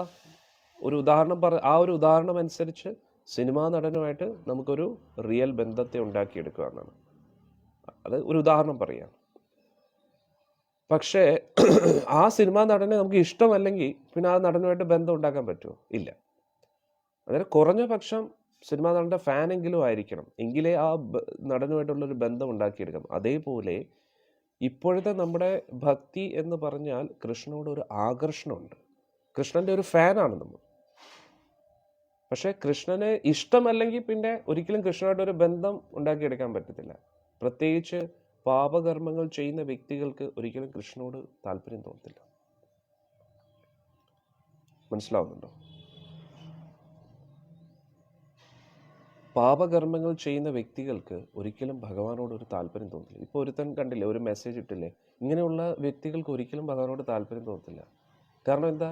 അവരുടെ ജീവിതത്തിൽ അത്രയ്ക്ക് പാപകർമ്മങ്ങൾ ചെയ്യുന്ന ദുഷ്ടന്മാരായിരിക്കും. സമൂഹത്തിന് വേണ്ടി ഒരു നന്മയും ചെയ്യത്തില്ല. എല്ലാവരും ദ്രോഹിച്ചും വിഷമിപ്പിച്ചും ജീവിക്കുന്ന വ്യക്തിയായിരിക്കും. സ്വന്തം കാര്യം മാത്രം നോക്കി ജീവിക്കുന്ന വ്യക്തിയായിരിക്കും. അങ്ങനെയുള്ളവർക്ക് അവരുടെ വിരലുകളെ പോലും നിയന്ത്രിക്കാൻ പറ്റത്തില്ല. ഇത്രയും നല്ലൊരു ചർച്ച നടക്കുമ്പോൾ അതിൻ്റെ ഇടയിൽ ഇങ്ങനെയുള്ളൊരു കമൻ്റ് ഇടാൻ പോലും അവർക്ക് ഒരു ഉളുപ്പും ഇല്ല എന്നുള്ളതാണ്.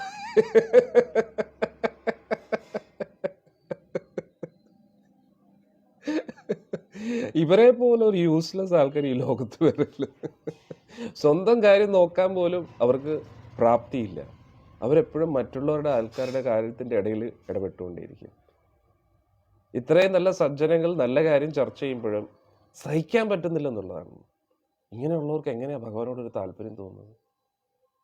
ഇവർക്ക് എപ്പോഴും മാങ്ങാത്തൊലി മാത്രമേ കാണൂ.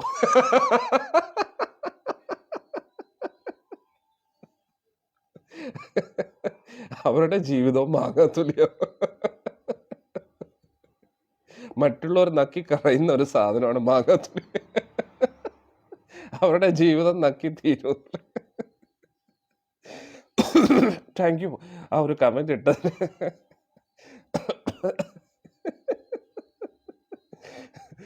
അന്നേരം നമ്മൾ മനസ്സിലാക്കേണ്ട ഒരു കാര്യം, ഇവറ്റുകളോടൊന്നും പറഞ്ഞിട്ട് ഒരു കാര്യമില്ല. അവർക്കൊന്നും ഒരിക്കലും ഇതൊന്നും മനസ്സിലാവത്തില്ല. അന്നേരം ഭക്തിയുടെ ആനന്ദം എന്ന് പറഞ്ഞു കഴിഞ്ഞാൽ നമ്മളിപ്പോൾ ഭഗവാന്റെ ഫാനായിട്ടിരിക്കുകയാണ്. അന്നേരം ഭഗവാന്റെ ഫാൻ അവസ്ഥയിൽ നിന്നും നമ്മൾ ഭഗവാന്റെ ഒരു ബന്ധുവായിട്ട് മാറണം. ഇപ്പം നമുക്ക് ഭഗവാനോടൊരു അട്രാക്ഷൻ ഉണ്ട്. പക്ഷേ ഭഗവാനെക്കുറിച്ച് കൂടുതൽ കേട്ട്, ഭഗവാനെക്കുറിച്ച് നാമം ജപിച്ച്, പ്രചരണം ചെയ്ത്, ഭഗവാനെക്കുറിച്ച് കൂടുതൽ പഠിച്ച് നമ്മൾ ഭഗവാനുമായിട്ടൊരു ഇൻറ്റിമേറ്റ് ബന്ധമുണ്ടാക്കണം. വീണ്ടും നേരത്തെ പറഞ്ഞ ആ ഒരു ഉദാഹരണം മനസ്സിലാക്കൂ. നമ്മളൊരു സിനിമാ നടൻ്റെ ഫാനാണ്, പക്ഷെ അത് പോരാ. ഒരു ഫാനായിട്ട് മാത്രം ആ നടനുമായിട്ടൊരു ഡീപ്പ് ബന്ധം, അതായത് ആ നടൻ്റെ ബന്ധുക്കൾക്ക് ആ നടനുമായിട്ടുള്ള അടുപ്പം ഒരിക്കലും ഒരു ഫാനിന് കിട്ടത്തില്ല, എന്തൊക്കെ പറഞ്ഞാൽ. അതേപോലെ നമ്മൾ എങ്ങനെയായിരിക്കണം? നമ്മൾ ഭഗവാന്റെ ഒരു ഫാനായിട്ട് മാത്രം ഇരിക്കാതെ. ഫാനായിട്ട് ഇരിക്കുന്നതിൻ്റെ അർത്ഥം എന്താണ്? മറ്റുള്ളവരുടെ മുമ്പിൽ ഒരു 10-20 ആൾക്കാർ വരുമ്പോൾ എനിക്ക് കൃഷ്ണനെ ഭയങ്കര ഇഷ്ടമാണ് കേട്ടോ, കൃഷ്ണൻ എൻ്റെ ജീവനാണ് കേട്ടോ, കൃഷ്ണൻ ഇല്ല എനിക്ക് ജീവിക്കാൻ കഴിയില്ല, കൃഷ്ണനാണ് എല്ലാം. ഓരോ അഭിനയമാണ്. മറ്റുള്ളവരെ കാണിക്കാൻ വേണ്ടി സെൽഫി മറ്റുള്ളവരെ കാണിക്കാൻ കൃഷ്ണൻ ഇങ്ങനെ കെട്ടിപ്പിടിച്ചുകൊണ്ടിരിക്കും. കൃഷ്ണ എന്നൊക്കെ പറഞ്ഞിരിക്കും. ബാലമണി, നന്ദമരത്തിലെ ബാലമണി കഴിഞ്ഞാൽ പിന്നെ ഞാനാണ്. അതാണ് അങ്ങനെയൊക്കെ കാണിച്ചോണ്ടി. അതിലൊന്നും കാര്യമില്ല. ഓക്കെ, കൃഷ്ണനെ ഇഷ്ടപ്പെടാത്ത വ്യക്തികളെ കാട്ടിയും ഇപ്പം നേരത്തെ കുറെ മാങ്ങാത്തൊലിയന്മാർ വന്നില്ലേ, അവരെക്കാട്ടിയും ബെറ്ററാണ് കൃഷ്ണന്റെ ഫാനായിട്ടിരിക്കുന്നത്. അവരെക്കാട്ടിയും ബെറ്ററാണ്. പക്ഷെ പോരാ, അതല്ല നമ്മുടെ ലക്ഷ്യം. നമ്മുടെ ലക്ഷ്യം എന്താണ്? ഒരു ഡീപ്പ് ബന്ധം ഉണ്ടാക്കിയെടുക്കുക ഭഗവാനായിട്ട്. അതിനു വേണ്ടി മറ്റുള്ളവരെ കാണിക്കാനുള്ള ഭക്തിയല്ല. ഇപ്പോൾ ഉദാഹരണത്തിന് വളരെ ഫേമസ് ആയിട്ടുള്ള സിനിമാ നടനുമായിട്ട് നമുക്ക് നല്ല ക്ലോസ് ബന്ധമുണ്ട്. നമ്മൾ ആരോടെങ്കിലും പറയുമോ? നിങ്ങൾക്കറിയാമോ എനിക്ക് ആ നടൻ്റെ ഫോൺ നമ്പറുണ്ട്, എല്ലാ ദിവസവും ഞാൻ ചാറ്റ് ചെയ്യാറുണ്ട്, അറിയാമോ? നിങ്ങൾക്ക് വേണോ നമ്പർ? എന്നാ പിടിച്ചോ. ഒരിക്കലും നമ്മൾ പറയത്തില്ല. ഒറിജിനലി നമുക്ക് ഏതെങ്കിലും ഒരു നല്ല ഫേമസ് നടനുമായിട്ടൊരു ബന്ധമുണ്ടെങ്കിൽ ആരും അറിയത്തുമില്ല. എന്നിട്ട് നമ്മൾ ഒരു ഫാനായിട്ടല്ല നിൽക്കുന്നത്. ആ നടന് എന്തെങ്കിലും പ്രശ്നങ്ങളുണ്ടോ, ആ നടനെ ഹെൽപ്പ് ചെയ്യാൻ വേണ്ടിയായിരിക്കും നമ്മൾ എപ്പോഴും ശ്രമിക്കുന്നത്, അല്ലേ? അതേപോലെ ഭക്തരെന്ന് പറഞ്ഞു കഴിഞ്ഞാൽ ഭഗവാനോടുള്ള ആകർഷണത്തിൽ മാത്രം ഒതുങ്ങി നിൽക്കരുത്. അത് തുടക്കത്തിലാണ്, ഭക്തിയുടെ തുടക്കമാണ്. കൃഷ്ണഭക്തിയുടെ ആരംഭം അവിടെയാണ്. നമുക്ക് ഭഗവാനോടൊരു ഇഷ്ടം ഉണ്ടായിരിക്കണം, ഭഗവാനോടൊരു ആകർഷണം ഉണ്ടായിരിക്കണം. ഇത് എല്ലാവരുടെ ഉള്ളിലും ഉണ്ട്. പക്ഷേ ആ ഭഗവാനെ മറന്നിട്ടാണ് നമ്മൾ ഈ ലോകത്തിൽ വന്നത്. അതുകൊണ്ട് സത്യം പറഞ്ഞാൽ ആ ഒരു ആകർഷണം നഷ്ടപ്പെട്ടിരിക്കുകയാണ്. ഇനി നമുക്ക് ഡ്യൂട്ടി കൂടുതലാണ്. ഭഗവാനുമായിട്ടുള്ള ആകർഷണം വർദ്ധിച്ച് വർദ്ധിച്ച് ആ ആകർഷണത്തിൻ്റെ മേഖല മറികടക്കണം, എക്സൈറ്റ്മെൻറ്റ് മറികടക്കണം. അന്നേരം ഭഗവാനെ കാണുമ്പോൾ അയ്യോ കൃഷ്ണൻ വന്നു, കൃഷ്ണൻ വന്നു, കൃഷ്ണൻ വന്നു, എക്സൈറ്റഡ് അല്ല. എന്താ കൃഷ്ണ ഇത്ര നേരമായിട്ട് വരാത്തത്? രണ്ടും തമ്മിൽ വ്യത്യാസമുണ്ട്. രണ്ടും തമ്മിൽ വ്യത്യാസമുണ്ട്. ഇതാണ് വില്വമംഗലം കുറൂരമ്മയൊക്കെ. അവർ ആ കൃഷ്ണൻ വന്നു, അയ്യോ എൻ്റെ ഭഗവാൻ വന്നു, ഭഗവാൻ വന്നു എന്നല്ല, അതൊരു എക്സൈറ്റ്മെൻ്റ് ആണ്. വില്വമംഗലം എന്താ പറയുന്നത്? എന്താ കൃഷ്ണ ഇത്ര നേരമായിട്ട് വരാത്തത്? രണ്ടും തമ്മിൽ വ്യത്യാസമുണ്ട്. അന്നേരം മറ്റേതെന്ന് പറഞ്ഞാൽ കൃഷ്ണൻ ഒന്ന് ഒരു മയിൽപ്പീലി കിട്ടിയാൽ മതി, അയ്യോ കൃഷ്ണൻ്റെ മയിൽപ്പീലി, കൃഷ്ണൻ എന്നോട് ഭയങ്കര സ്നേഹം. വെറും മയിൽപ്പീലി ഇട്ടിട്ട് നമ്മൾ സന്തോഷിച്ചിരുന്നു കഴിഞ്ഞാൽ അത് വെറും ഒരു മയിലിൻ്റെ പൂടയാണ്. നിനക്കത് മതിയോ? നമുക്ക് കൃഷ്ണനെയാണ് വേണ്ടത്. ഒരു മയിൽപ്പീലിയും പിടിച്ചോണ്ടിരിക്കാനാണെങ്കിൽ പിന്നെ ഒരു മയിലിന്റെ പുറകെ പോയാൽ പോരെ? അതിലൊന്നുമില്ല, മയിലിനകത്ത് ഒന്നുമില്ല. കൃഷ്ണനില്ലെങ്കിൽ മയിലും ഒന്നുമല്ല. അതാണ് മനസ്സിലായി. കൃഷ്ണൻ ഇല്ലെങ്കിൽ ഓടക്കുഴലിലും ഒന്നുമില്ല. ആൾക്കാർ ഓടക്കുഴൽ ഓടക്കുഴൽ, ഈ ഓടക്കുഴലല്ല കൃഷ്ണൻ ഉപയോഗിക്കുന്നത്. കൃഷ്ണന്റെ ഓടക്കുഴൽ വേറെ. ഓടക്കുഴൽ നാദം, ഓ എത്ര രസമുണ്ട്, ഓ കൃഷ്ണന്റെ ഓടക്കുഴൽ. ഇതൊന്നുമല്ല കൃഷ്ണന്റെ ഓടക്കുഴൽ. ഇങ്ങനെയൊക്കെ കൃഷ്ണൻ നമ്മളെ പറ്റിക്കും. ഓടക്കുഴൽ നാദം കേട്ടിട്ട് ആകർഷിപ്പിക്കും, പാട്ട് കേട്ട് ആകർഷിപ്പിക്കും. ഇതിലൊന്നും വീണു പോരുത്. നമുക്ക് വേണ്ടത് ആ കൃഷ്ണനെയാണ്. പീതാംബരം ഇല്ലേലും കുഴപ്പമില്ല, ഓടക്കുഴൽ ഇല്ലേലും കുഴപ്പമില്ല, മയിൽപ്പീലി ഇല്ലെങ്കിലും കുഴപ്പമില്ല. നമുക്ക് വേണ്ടത് കൃഷ്ണനെയാണ്. അത് മറന്നു പോകരുത്. നമ്മൾ വേറൊന്നിലും ഡൈവേർട്ടായി പോകരുത്. നമ്മൾ കൃഷ്ണഭക്തരാണെന്ന് മറ്റുള്ളവരെ കാണിക്കാൻ വേണ്ടിയല്ല നമ്മൾ കൃഷ്ണഭക്തി പരിശീലിക്കുന്നത്. കൃഷ്ണൻ വളരെ ഇമ്പോർട്ടൻ്റ് ആണ്. നമ്മൾ വൃന്ദാവനത്തിൽ പോകുന്നത് കൃഷ്ണനെ കാണാൻ വേണ്ടിയാണ്. കൃഷ്ണനാണ് നമ്മുടെ ലക്ഷ്യം. ആ കൃഷ്ണനെ നമ്മൾ ഒരിക്കലും മറന്നു പോരുത്. ഗുരുവായൂരപ്പനാണ് ഇമ്പോർട്ടൻ്റ്. ഗുരുവായൂരപ്പൻ ഇല്ലാതെ ഗുരുവായൂർ ആർക്ക് വേണം, എന്തിനു വേണം? അത് നമ്മൾ മറന്നു പോരുത്. അന്നേരം നമുക്ക് വേണ്ടത് നാരായണനെയാണ്, നാരായണ സേനയല്ല. കൃഷ്ണന്റെ ശക്തികളല്ല നമുക്ക് വേണ്ടുന്നത്, കൃഷ്ണന്റെ കാശല്ല നമുക്ക് വേണ്ടത്, കൃഷ്ണന്റെ പദവി, റെക്കഗ്നീഷൻ, ഇതൊന്നും അല്ല നമുക്ക് വേണ്ടത്. നമുക്ക് വേണ്ടത് ആ കൃഷ്ണനെയാണ്. അതാണ് ഭഗവാൻ ഗോപികമാരെ കുറിച്ച് പറയുന്നത്. അവരുടെ ഉള്ളിൽ എന്തെങ്കിലും ഒരു ആഗ്രഹം ഉണ്ടെങ്കിൽ അവർ ഭക്തി പരിശീലിക്കുന്നതിന് പകരം ഞാൻ എന്തെങ്കിലും നൽകാമെന്ന് വിചാരിക്കാം. അവർക്കൊന്നിനോടും ആഗ്രഹമില്ല. നമ്മൾ പറയുന്നു എനിക്ക് ആഗ്രഹമില്ലെന്ന് പറയുന്നു, വെറും പറച്ചിലാണ്. അത് ഭഗവാൻ നല്ലപോലെ അറിയാം. പക്ഷെ ഗോപികമാരങ്ങനെയല്ല. ഗോപികമാർക്ക് കൃഷ്ണനെയാണ് വേണ്ടത്, നാരായണനെ പോലും വേണ്ട. അതാണ് ഏറ്റവും വലിയ കോമഡി. സാക്ഷാൽ ഭഗവാൻ ഒന്ന് ആലോചിച്ച് നോക്കൂ.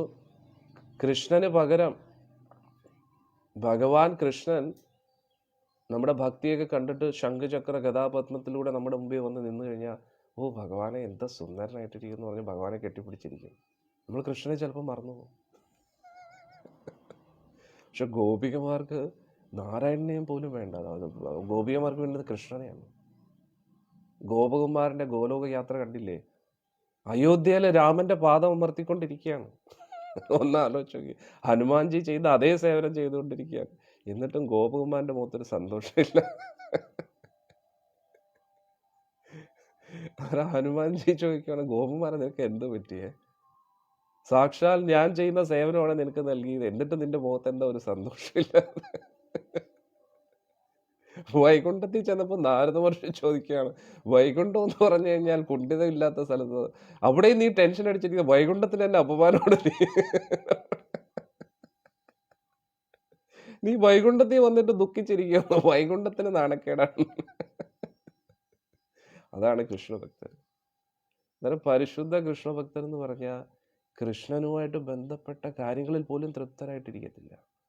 അവർക്ക് ആ കൃഷ്ണനെ തന്നെ പിടിക്കണം. അതാണ് നമ്മൾ മനസ്സിലാക്കേണ്ടത്. അതുകൊണ്ട് നമ്മളിങ്ങനെ കൃഷ്ണഭക്തി ഇങ്ങനെ നമ്മളിങ്ങനെ എന്താ പറയുന്നത്, മണ്ടന്മാരായി പോകരുത്. നമ്മൾ കൃഷ്ണഭക്തി പരിശീലിക്കുന്നത് മറ്റുള്ളവരെ ബോധ്യപ്പെടുത്താൻ വേണ്ടിയല്ല.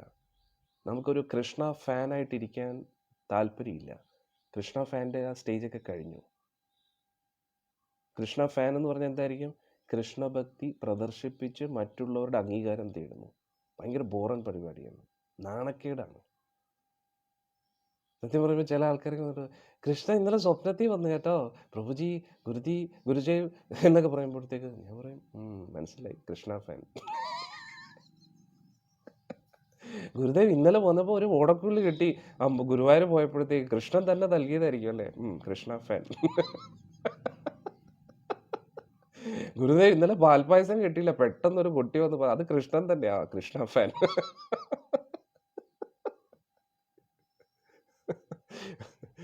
ഗുരുദേവ് കൃഷ്ണനെ കാണാൻ എന്ത് രസമാണ്, ഭയങ്കര രസം. കൃഷ്ണനെ കാണുമ്പോൾ എനിക്ക് ഇങ്ങനെ കരച്ചിൽ വരുന്നു ഗുരുദേവ്. ഇന്നലത്തേക്ക് പറയുമ്പോഴത്തേക്ക് ഉടനെ ഞാൻ മനസ്സിൽ വിചാരിക്കുക, ശരിയാണ്, വളരെ നല്ലതാണ് മാതാജി, കണ്ടിന്യൂ ചെയ്യും. കൃഷ്ണ ഞാൻ എന്താ പറയുക, ഇത്രയും സത്സംഗം കേട്ടിട്ട് ഇതുവരെ പുരോഗമിച്ചില്ല എന്ന് പറഞ്ഞാൽ പിന്നെ എന്താ ഞാൻ വെറുതെ തള്ളുകയല്ല കേട്ടോ. മലയാളത്തിൽ നമ്മളുടെ സത്സംഗം പോലെ വേറെ എങ്കിലും കാണത്തില്ല. ചുമ്മാ തള്ളുന്ന ആത്മപ്രശംസ ആത്മഹത്യയെക്കാട്ടിയും ചീപ്പാണ്. പക്ഷെ ഞാൻ പറഞ്ഞത് എന്താന്ന് വെച്ചാൽ, നമുക്ക് കൃഷ്ണ ഫാൻ അല്ല ആകേണ്ടത്. നമുക്ക് കൃഷ്ണനുമായിട്ടൊരു ബന്ധം, കൃഷ്ണനുമായിട്ടൊരു ബന്ധമാണ് വേണ്ടത്. നമുക്കൊരു കൃഷ്ണ ഫാനായിട്ട് ഇരിക്കാൻ കോടാനുകൂടി കൃഷ്ണ ഫാൻസിൻ്റെ ഇടയിൽ ഒരാളാവാനല്ല നമുക്ക് താല്പര്യം. നമുക്ക് കൃഷ്ണനുമായിട്ടൊരു ബന്ധം വേണം. We want Krishna at any cost. ഒരു ഡീപ്പ് റിലേഷൻഷിപ്പ് വിത്ത് കൃഷ്ണ. അല്ലാതെ മറ്റുള്ളവരെ കാണിക്കാൻ വേണ്ടി ഞാൻ ഭയങ്കര ഗുരുവായൂരപ്പ ഭക്തനാണ്, കണ്ണീരൊക്കെ ഒളിപ്പിച്ചിട്ട് യോ കൃഷ്ണ ഗുരുവായൂരപ്പ കൃഷ്ണ കൃഷ്ണ. അതല്ല നമുക്ക് വേണ്ടത്. നമുക്ക് വേണ്ടത് കൃഷ്ണയാണ്. Real solid relationship with Krishna. എങ്ങനെയാണോ വലിയൊരു സെലിബ്രിറ്റിക്ക് ഒരു കൂട്ടുകാരനുണ്ട് അല്ലേ, ഒരു മകനുണ്ട്, അന്നേരം നമുക്ക് കുറഞ്ഞ പക്ഷം ആ ഒരു സെലിബ്രിറ്റിയുടെ ഒരു ദാസനായിട്ടെങ്കിലും ഇരിക്കണം. അതാണ് നമുക്ക് വേണ്ടത്. അത് മറ്റുള്ളവരെ ബോധ്യപ്പെടുത്താൻ വേണ്ടിയില്ല. ഞാൻ നേരത്തെ പറഞ്ഞില്ലേ, ഒരു വ്യക്തിക്ക് യഥാർത്ഥത്തിൽ വലിയൊരു സിനിമാ നടനുമായിട്ട് നല്ല കോണ്ടാക്റ്റ് ഉണ്ടെങ്കിൽ ആ വ്യക്തി ഒരിക്കലും ആരോടും പറയത്തില്ല. ചിലപ്പോൾ ആ സിനിമാ നടൻ്റെ ഡ്രൈവർ ആയിരിക്കും ഈ വ്യക്തി, എന്നും ആ സിനിമാ നടനെ കാണുന്ന വ്യക്തിയായിരിക്കും. ആ സിനിമാ നടൻ മറ്റാരോടും പറയാത്ത കാര്യങ്ങളൊക്കെ ഈ ഡ്രൈവറോട് പറയും. ഒരു ഡീപ്പ് റിലേഷൻഷിപ്പ്, അതാണ് നമ്മൾ ആഗ്രഹിക്കുന്നത്. അല്ല ചുമ്മാ എന്താ പറയുന്നത്, കൃഷ്ണ ഫാൻ. ഓക്കെ, കൃഷ്ണനെ ഇഷ്ടപ്പെടാത്ത ആൾക്കാരെക്കാട്ടിയും ബെറ്ററാണ് കൃഷ്ണൻ്റെ ഒരു ഫാനായിട്ട് ഇരിക്കുക എന്ന് പറഞ്ഞാൽ. ഓക്കെ, ഇറ്റ്സ് ഗുഡ്, നല്ലതാണ്. പക്ഷെ കുറച്ച് കഴിയുമ്പോൾ അതിൽ നിന്ന് നമ്മൾ ദയവ് ചെയ്ത് പുരോഗമിക്കണം. ഞാൻ പലയിടത്തും പോകുമ്പോഴും ഇങ്ങനെയുള്ള ഭക്തരെ കാണുമ്പോൾ എനിക്ക് അവരോട് സത്യം പറഞ്ഞാൽ ദയാണ് തോന്നുന്നത്. അവരോടുള്ള ദയ കൊണ്ട് ഞാൻ പുറത്തൊന്നും സംസാരിക്കാറില്ല. ഞാൻ ഉള്ളിൽ ഇങ്ങനെ മിണ്ടും, ഗുരുദേവ് ഇങ്ങനെ സംഭവിച്ചു കേട്ടോ, അങ്ങനെ സംഭവിച്ചു കേട്ടോ. ഞാൻ പറയും very good Mataji, please continue. കാരണം ഞാൻ എന്തെങ്കിലും തത്വം പറഞ്ഞു കഴിഞ്ഞാൽ അവർക്ക് വിഷമമാവും. അവർ ഉള്ളിൽ നിന്ന് ഉറച്ചു വിശ്വസിക്കുന്നു, എന്തു പറയുന്നത്, ഭഗവാനാണ്. ഓക്കെ, ഭഗവാൻ ചെയ്തു, ഓക്കെ, ഭഗവാന് ചെയ്യാൻ പറ്റത്തില്ല എന്നല്ല, അതിലെന്ത് ഇത്ര സന്തോഷിക്കാതിരിക്കുന്നു? അതാണ് എൻ്റെ ചോദ്യം. നമുക്കത് മതിയോ എന്നാണ് എൻ്റെ ചോദ്യം. ഭഗവാൻ വല്ലപ്പോഴും ഒക്കെ ഒരു മയിൽപ്പീലി തന്നാൽ മതിയോ? ഒരു ഓടക്കുള്ളിൽ കാണിച്ചാൽ മതിയോ? ഒരു പാൽപ്പായസം തന്നാൽ മതിയോ? ഇത് നക്കാൻ വേണ്ടിയാണോ നമ്മൾ ഇരിക്കുന്നത്? ഭഗവാൻ തരുന്ന പാൽപ്പായസം നക്കിക്കൊണ്ടിരിക്കാനാണോ ജപിക്കുന്നത്? ഗുരുദേവ്, എൻ്റെ ജീവിതത്തിൽ ഭയങ്കര പ്രശ്നമായിരുന്നു. കൃഷ്ണൻ്റെ അനുഗ്രഹത്താൽ ആ പ്രശ്നം എല്ലാം സോൾവ് ആയി. കൃഷ്ണൻ എന്നോട് എന്ത് ഇഷ്ടമാണെന്നറിയാമോ? ഞാൻ പറഞ്ഞു തീർന്നു അല്ലേ, ഇത്രയും മതിയല്ലേ? പ്രശ്നം സോൾവ് ചെയ്യാൻ വേണ്ടിയാണോ ഇത്രയും ജപിക്കുന്നത്? ഒന്ന് ആലോചിച്ച് നോക്കൂ. മത്സ്യമാംസാദികൾ വേണ്ട മാതാജി, മത്സ്യമാംസാദികൾ വേണ്ട, ലഹരി പദാർത്ഥങ്ങൾ വേണ്ട, അവീത ബന്ധങ്ങൾ വേണ്ട, ചൂതുകളി വേണ്ട, ഇതെല്ലാം മാറ്റി വെച്ചിട്ട് 16 മാല നമ്മൾ ജപിക്കുന്ന എന്തിനു വേണ്ടിയാന്ന് നിങ്ങൾ തന്നെ ചിന്തിക്കണം. അത് നമ്മൾ മനസ്സിലാക്കണം. ഒരു സാധാരണ ലക്ഷ്യത്തിന് വേണ്ടിയല്ല, പരമോന്നതമായിട്ടുള്ള ലക്ഷ്യമായിട്ടുള്ള ഭഗവാൻ കൃഷ്ണനുമായിട്ടുള്ള ഒരു ആത്മാർത്ഥ ബന്ധത്തെക്കുറിച്ചാണ് നമ്മൾ ചിന്തിക്കുന്നത്. മീരാഭായി, കുറൂരമ്മ, പൂന്താനം, ഇങ്ങനെ പരമമായിട്ടുള്ള ഉദ്ധവര്, വിധുരർ, ഇങ്ങനെയുള്ള പരമഭക്തരുടെ ശ്രേണിയിൽ നമ്മൾ പ്രവേശിക്കാൻ പോവുകയാണ്. മനസ്സിലാക്കൂ, അത്രയും പരമോന്നതമായിട്ടുള്ള ഒരു സൗഭാഗ്യമാണ് നമുക്ക് വേണ്ടി കാത്തിരിക്കുന്നത്. അതുകൊണ്ട് ഇങ്ങനെ ചെറിയ ചെറിയ കാര്യങ്ങളിൽ നമ്മളിങ്ങനെ സന്തോഷിക്കരുത്. അത് തെറ്റാണെന്നല്ല ഞാൻ പറയുന്നത്. ഭഗവാനോടുള്ള ഒരു സ്നേഹം ഇമാജിനേഷൻ ആണെങ്കിൽ പോലും അത് നല്ലതാണ്. ഇമാജിനേഷൻ ആണെങ്കിൽ പോലും നല്ലതാണ്. മനസ്സിലായില്ലേ? അത് നല്ലതാണ്. പക്ഷെ പോരാ, അതിലൊന്നും തൃപ്തിപ്പെടരുത്. ഭഗവാനുമായിട്ട് ബന്ധപ്പെട്ട കാര്യങ്ങളിൽ നമ്മൾ സന്തോഷിക്കുന്നത് ഓക്കെ, തെറ്റല്ല, നല്ല കാര്യമാണ്. മറ്റുള്ളവർ ലൗകിക സുഖത്തിൽ ആനന്ദം കാണുമ്പോൾ നമ്മൾ ഭഗവാനുമായിട്ട് ബന്ധപ്പെട്ട കാര്യങ്ങളിൽ ആനന്ദം കാണുന്നു. ഇപ്പം ചില ഭക്തർ ഒറ്റപ്പെട്ട ജീവിതമായിരിക്കും.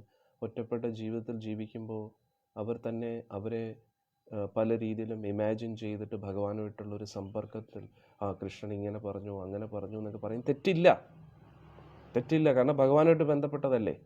ഇപ്പം ഭഗവാൻ കള്ളു കുടിക്കാൻ പറഞ്ഞു എന്ന് പറഞ്ഞിട്ട് നമ്മൾ കള്ളു കുടിക്കാനൊന്നും അല്ലല്ലോ പോകുന്നത്. നമ്മുടെ ഉള്ളിൽ കള്ളു കുടിക്കാൻ ആഗ്രഹമുണ്ട്, അല്ലെങ്കിൽ മത്സ്യമാംസാദികൾ കഴിക്കാൻ ആഗ്രഹമുണ്ട്. എന്നിട്ട് നമ്മൾ പറയുക, കൃഷ്ണൻ എന്നോട് പറഞ്ഞു നോൺ വെജ് ചിക്കൻ അടിക്കാൻ പറഞ്ഞു, ഞാൻ പോയി കടിച്ചു കേട്ടോ. അങ്ങനെയൊന്നും അല്ലല്ലോ നമ്മൾ ചെയ്യുന്നത്. 4 യമനിയമങ്ങൾ തെറ്റിക്കുന്നില്ല. ഭഗവാനുമായിട്ട് ബന്ധപ്പെട്ട കാര്യങ്ങളാണ് നമ്മൾ കണ്ടിന്യൂ ചെയ്യുന്നത്. ഓക്കെ, നല്ല കാര്യം തന്നെയാണ്, ഒരു തെറ്റുമില്ല. കൃഷ്ണഭക്തിക്ക് വിരുദ്ധമായിട്ട് നമ്മളൊന്നും ചെയ്യുന്നില്ല. ഓക്കെ, അത് കുഴപ്പമില്ല. പക്ഷെ പോരാ. നമ്മുടെ ലക്ഷ്യം എന്താണ്? ഉയർന്ന ലക്ഷ്യമാണ്. ഭഗവാന്റെ ഒരു ഫാനായിട്ട് ഇരിക്കുക എന്നതല്ല നമ്മുടെ ലക്ഷ്യം. നമ്മുടെ ലക്ഷ്യം എന്താ? കൃഷ്ണഭക്തി, ഭഗവാനുമായിട്ടുള്ളൊരു ബന്ധം. അതായിരിക്കണം നമ്മുടെ ലക്ഷ്യം. ആ ഗോലോക വൃന്ദാവനത്തിൽ എന്തെങ്കിലും ഒരു സ്ഥാനം, അതിൻ്റെ ഏതെങ്കിലും ഒരു മൂലയ്ക്ക് എന്തെങ്കിലും ഒരു സ്ഥാനം, അതാണ് നമ്മൾ കൊതിക്കുന്നത്. എല്ലാവിധ വൈകുണ്ഠ ഗ്രഹങ്ങൾക്കും അപ്പുറത്തായിട്ടുള്ള പരമോന്നതമായിട്ടുള്ള വൈകുണ്ഠത്തിൽ. ഇപ്പോൾ ഇവിടെ മാതാജി ജപിച്ചുകൊണ്ടിരുന്നപ്പോൾ എന്തു പറയുന്നത്, മാതാജിയുടെ ബന്ധു പറയുകയാണ്, നീ എന്തോ ജപിക്കുക, അവർ ജപിച്ചുകൊണ്ടിരിക്കുക ഗോലോകത്ത് പോകാൻ വേണ്ടി. എന്നാലും ഇപ്പോൾ നമ്മുടെ സത്സംഗത്തെക്കുറിച്ച് ഭക്തരെല്ലാവരും പറഞ്ഞ് ഇപ്പം എല്ലാവർക്കും ഗോലോകം എന്താണെന്ന് അറിയാം. അത് തന്നെ വലിയൊരു സൗഭാഗ്യമല്ലേ. അന്നേരം നമ്മുടെ ലക്ഷ്യം അത് തന്നെയാണ്, ഗോലോകത്ത് പോവുക.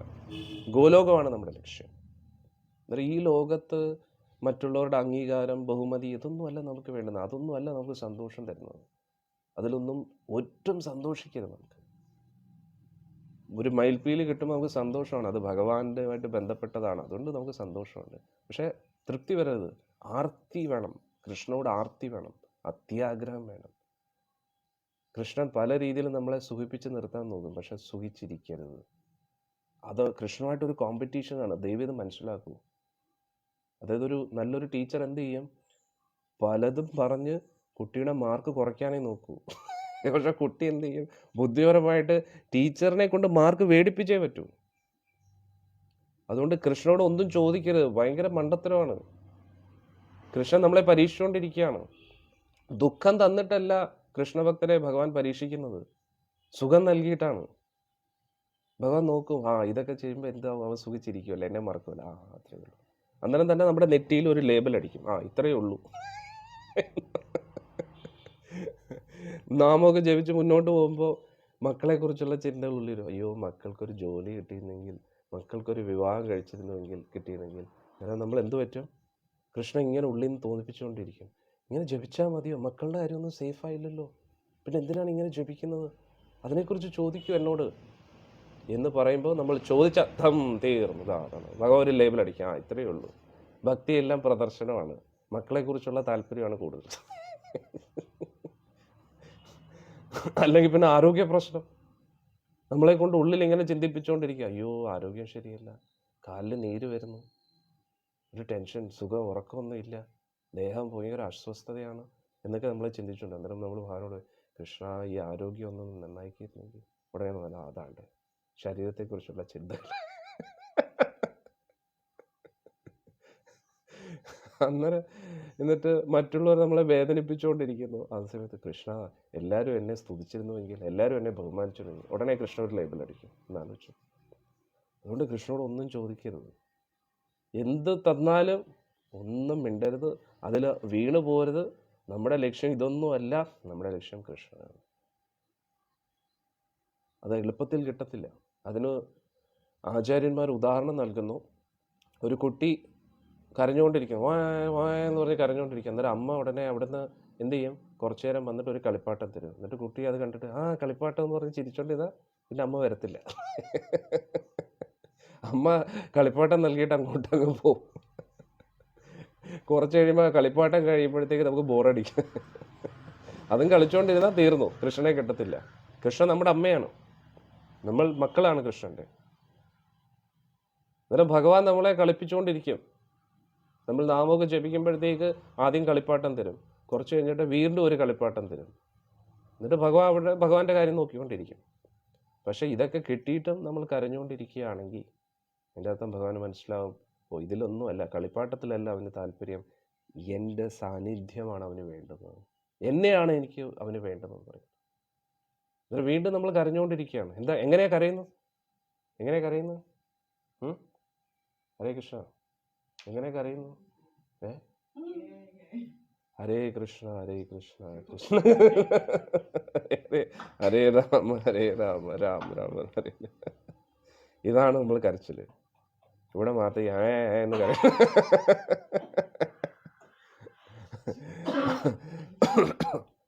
അന്നേരം ജപമാല പിടിക്കുക, കരഞ്ഞുകൊണ്ടിരിക്കുക, കരഞ്ഞുകൊണ്ട് നാമം ജപിക്കുക. ഹരേ കൃഷ്ണ കൃഷ്ണ കൃഷ്ണ ഹരേ ഹരേ, ഹരേ രാമ രാമ രാമ ഹരേ. അന്നേരം ഹരേ കൃഷ്ണയൊക്കെ ജപിച്ചിട്ട് കുറേ സൗഭാഗ്യങ്ങളൊക്കെ വരുമ്പോൾ ജപം നിർത്തി. അന്നേരം ഭഗവാൻ എന്ത് പറയും, ഇതാണ് ഒരു ലേബൽ അടിക്കുക, ഇവന് ഇതിനു വേണ്ടിയായിരുന്നു ഇത്രയും കാലം ജപിച്ചത്, ഇത്രയേ ഉള്ളൂ. എന്തെങ്കിലും ദുഃഖം തരും, അന്നേരം ഭഗവാനെ മറന്നിട്ട് ജപമൊക്കെ നിർത്തും. അന്നേരത്തേക്കാണ് ഇത്രയേ ഉള്ളൂ, ഒരു ലേബൽ അടുത്ത് നെറ്റിയിലേക്ക് അടിച്ചു. അതുകൊണ്ട് നമ്മൾ ഇതിലൊന്നും വീണ് പോരുത്, കട്ടയ്ക്ക് കരഞ്ഞോണം. ഹരേ കൃഷ്ണ മന്ത്രം. കൃഷ്ണൻ ഇല്ലാതെ ഒന്നിലും നമ്മൾ കോംപ്രമൈസ് ആവരുത്. ഒറ്റക്കാലം നിൽക്കണം, കൃഷ്ണനെ കിട്ടിയേ പറ്റൂ. ഭഗവാൻ പറയും, ഇന്നാ പിടിച്ചോ, വീട്ടിലെ കാര്യമൊക്കെ സേവ വേണ്ട, മക്കളുടെ കാര്യമൊക്കെ സേവ വേണ്ട, കാശ് തരാം വേണ്ട, വളരെ ഉയർന്ന പദവി തരാം വേണ്ട, ബ്രഹ്മദേവനൊക്കെ വേണ്ട. അങ്ങനെ എല്ലാം ഉറച്ചു നിൽക്കണം. ഭഗവാനെ ബ്ലാക്ക് മെയിൽ ചെയ്യണം. ഭഗവാൻ പല രീതിയിലും സോപ്പിടാൻ നോക്കും, ഒട്ടും സമ്മതിച്ചു കൊടുക്കരുത്. പറ്റിച്ച് കയ്യിൽ തരും കൃഷ്ണൻ. അന്നേരം നമ്മൾ പറയുന്നത് നത്തിങ് ഡു, എനിക്ക് അങ്ങ് തന്നെ വേണം എന്ന് ഉറച്ചു നിൽക്കണം, ഒറ്റക്കാലം നിൽക്കണം. അന്നേരം ഭഗവാൻ പറയും, ഇത്രയൊക്കെ പറഞ്ഞ് ഇനിയിപ്പോൾ എന്ത് ചെയ്യാനാ, എനിക്ക് വന്നല്ലേ പറ്റൂ എന്ന് പറഞ്ഞിട്ട് ആൾ വരും. ഇപ്പം കുറൂരമ്മ പാവം ഒറ്റയ്ക്കില്ലായിരുന്നോ? കുറൂരമ്മയ്ക്ക് വേണമെങ്കിൽ ഒരു ജോലിക്കാരിയെ ഭഗവാൻ അയച്ചു കൊടുത്താൽ പോരെ? അല്ലെങ്കിൽ ഏതെങ്കിലും ഒരു ദേവനോടാ കുറച്ച് കാലം അവിടെ പോയി ജോലിക്കാരനായിട്ട് നിൽക്കാൻ പറഞ്ഞാൽ കേൾക്കത്തില്ലേ? ആരാ കേൾക്കാത്തത്? ഭഗവാൻ പറഞ്ഞ ആരാ കേൾക്കാത്തത്? പക്ഷെ കുറൂരമ്മയ്ക്ക് ഒന്നിനോടും താല്പര്യമില്ല. കുറൂരമ്മയ്ക്ക് കൃഷ്ണനെ തന്നെ വേണം. വില്ലുമംഗലം സ്വാമിയെടുത്ത് പറയുന്നത് എന്താണ്, യശോദാമ്മയ്ക്ക് കിട്ടിയ അതേ ഭാഗ്യം എനിക്ക് വേണമെന്ന് പറഞ്ഞാൽ ഒറ്റക്കാലം നിൽക്കുകയാണ്. വേറെ ഒരുത്തനെ പോലും വീട്ടിനകത്ത് കയറ്റത്തില്ല. കൃഷ്ണനല്ലാതെ വേറൊരു കുട്ടിയായിട്ട് ആരെങ്കിലും അയച്ചാൽ പോരെ? ഏതെങ്കിലും ഒരു കുട്ടി, ആ കുട്ടി ഏതെങ്കിലും ഒരു നമ്പൂതിരി കുട്ടി ആരെങ്കിലും വെച്ചിട്ട്, എന്നിട്ട് ആ കുറൂരമ്മ വേണമെങ്കിൽ നമ്മൾ പറയുന്ന പോലെ കൃഷ്ണനെ പോലെ തെറ്റിരിക്കുന്നു, ഇത് ഉണ്ണിക്കണ്ണൻ തന്നെ എന്ന് പറഞ്ഞിരിക്കാം. ഈ ഇടയ്ക്ക് ഏതോ ഒരു ഫേസ്ബുക്ക് ചാനലിൽ ഒരു വീഡിയോ വന്നു, എന്തോ ഒരു കൊച്ചുകുട്ടി, ഒരു 6-7 വയസ്സുള്ള കുട്ടിയുടെ ഫോട്ടോ വീഡിയോ എടുത്തിട്ട് പറഞ്ഞാൽ ഇത് ഉള്ളിലിരിക്കുന്ന കൃഷ്ണൻ പുറത്തു വന്നതാണെന്ന് തോന്നുന്നു. എന്തുവാടെ ഇത്? ഭഗവാന് വേറെ ജോലിയില്ലേ ഫേസ്ബുക്കിൽ? ഭഗവാൻ എന്തോ അത്രയ്ക്ക് ചീപ്പാണ്.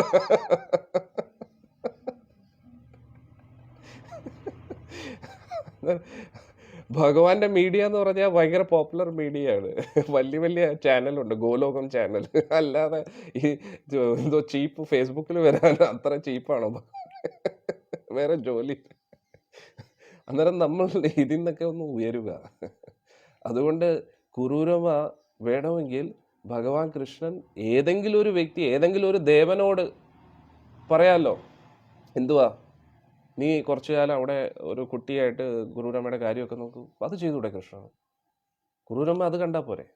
ആ കുട്ടിയായിട്ട് മോനെ നന്നായി നീ വന്നത് കേട്ടോ, നീ കണ്ട കൃഷ്ണൻ തന്നെ എന്നൊക്കെ പറഞ്ഞ് കുറൂരമ്മയെ സന്തോഷിച്ചിരുന്നൂടെ? കുറൂരമ്മയ്ക്ക് വേണ്ടത് കൃഷ്ണനെ തന്നെയാണ്. 1 and only 1 person, Krishna, only Krishna. ആ ഒരു ഉറച്ച തീരുമാനത്തിലാണ് ഇരിക്കുന്നത്. വേറെ ആര് എന്തൊക്കെ പറഞ്ഞാലും ആ തീരുമാനം മാറത്തില്ല. കൃഷ്ണനെ പോലൊരു കുട്ടിയല്ല കുറൂരമ്മയ്ക്ക് വേണ്ടത്. കുറൂരമ്മയ്ക്ക് വേണ്ടത് കൃഷ്ണനെ തന്നെയാണ്. അതേപോലെ ഉറച്ച തീരുമാനത്തിലായിരിക്കണം നമ്മൾ. കൃഷ്ണനല്ലാതെ വേറൊരു കാര്യത്തിലും നമുക്ക് ഒരു കാര്യത്തിലും താല്പര്യം തോന്നരുത്. അങ്ങനെ ഒരു ഉറച്ച തീരുമാനം നമ്മൾ എടുത്തു കഴിഞ്ഞുണ്ടല്ലോ, കൃഷ്ണൻ നമ്മുടെ മുമ്പിൽ കാണും. ഇപ്പം എന്തുകൊണ്ടാണ് ഭഗവാൻ നമ്മുടെ മുമ്പിൽ വരാത്ത? നമുക്ക് അത്രയും താല്പര്യമില്ല. നമ്മുടെ ഭക്തിയൊക്കെ ഒരു അഡ്ജസ്റ്റ്മെൻറ്റ് ഭക്തിയാണ്, ഒരു തട്ടിക്കൂട്ട് പരിപാടിയാണ്. അതുകൊണ്ട് ഭഗവാൻ എന്ത് ചെയ്യും? തട്ടിക്കൂട്ടുമായിട്ട് ഭക്തി നമുക്ക് അനുഗ്രഹം തരും. ഒറിജിനൽ അനുഗ്രഹം നമുക്ക് ഇതുവരെ കിട്ടിയിട്ടില്ല. ഒറിജിനൽ അനുഗ്രഹം എന്ന് പറഞ്ഞാൽ എന്തുവാ? കൃഷ്ണനുമായിട്ട് എപ്പോഴും സംസാരിക്കാം, കൃഷ്ണൻ്റെ കൂട്ടത്തിൽ നിൽക്കാം. അതേപോലെ ഒരു ആനന്ദം ഈ പ്രപഞ്ചത്തിൽ വേറെ ഒന്നുമില്ല. ഈ ലോകം മുഴുവൻ ഭരിക്കാനുള്ള എന്നേക്കുമായിട്ട് ഒരു ലോകം, ഒരു ബ്രഹ്മാണ്ടം മുഴുവൻ നമ്മുടെ കയ്യിൽ കിട്ടിയാൽ പോലും കൃഷ്ണനുമായിട്ടുള്ള ഒരു നിമിഷമായിട്ട് നമുക്ക് ഒരിക്കലും അത് കമ്പയർ ചെയ്യാൻ കഴിയില്ല. ഒരു നാമത്തിൻ്റെ തുല്യം വരത്തില്ല ഈ ബ്രഹ്മാണ്ടം മുഴുവൻ. ഒരു നിമിഷം കൃഷ്ണ എന്ന് പറയുമ്പോൾ ലഭിക്കുന്ന ആ ഒരു ആനന്ദം ഈ ബ്രഹ്മാണ്ടം മുഴുവൻ നമ്മുടെ കൈക്കീഴിൽ വന്നാലും ഒരിക്കലും അതിന് തുല്യമാകത്തില്ല. അതാണ് നമ്മൾ മനസ്സിലാക്കുന്നത്. സത്യം പറഞ്ഞാൽ നമ്മളിങ്ങനെ ഭക്തി ആസ്വദിക്കാൻ വേണ്ടി വന്നവരല്ല. ഭക്തി ഒരു എൻ്റർടൈൻമെൻ്റ് അല്ല, ഒരു ഹോബിയല്ല. ഭക്തി എന്ന് പറയുന്നത് നമ്മുടെ ജീവിതമാണ്. കൃഷ്ണൻ എന്ന് പറയുന്നത് നമ്മുടെ ബന്ധുവാണ്. ആ ഒരു തിരിച്ചറിവ് നമുക്ക് വേണം. അന്നേരം അദ്ദേഹത്തെ നമുക്ക് നേരിട്ട് കാണണം, അദ്ദേഹമായിട്ട് നമുക്ക് സംസാരിക്കാനുണ്ട്, അദ്ദേഹമായിട്ടൊരു ജീവിതമാണ് നമ്മൾ ആഗ്രഹിക്കുന്നത്. അല്ലാതെ അദ്ദേഹത്തിൻ്റെ പേരിൽ പുട്ടടിക്കാനല്ല നമ്മൾ ഭക്തി പരിശീലിക്കുന്നത്. അതുകൊണ്ട് be serious in Krishna consciousness. വേറൊന്നിലും നമ്മൾ തൃപ്തിപ്പെടരുത് എന്നാണ് നമുക്ക് മനസ്സിലാക്കുന്നത്. ഓക്കെ, ഇനി നമുക്ക് ഒരു കീർത്തനം പാടി ഇന്നത്തെ സത്സംഗം നിർത്താം. ജയ ജയ ശ്രീരാധേ, ജയ ജയ ശ്രീരാധേ, ജയ ജയ ശ്രീരാധേ, ജയ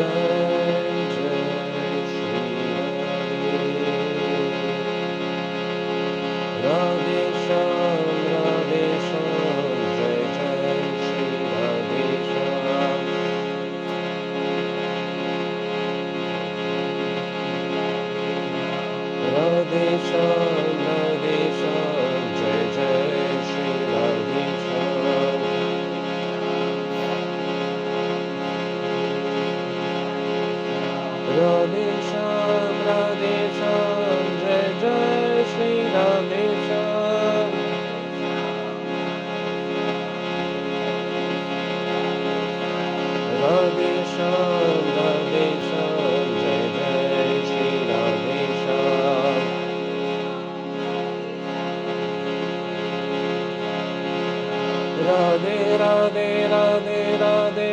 जय श्री राधे,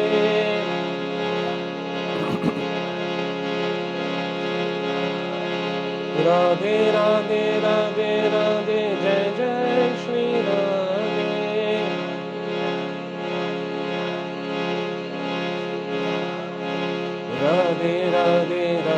राधे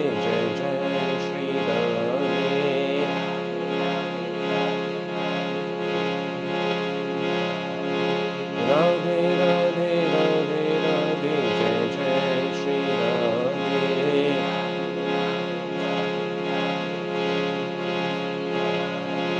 राधे राधे राधे राधे जय जय श्री राधे,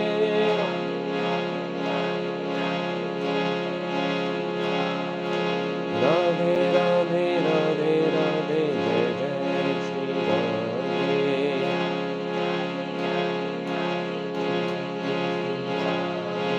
राधे राधे राधे राधे जय जय श्री राधे,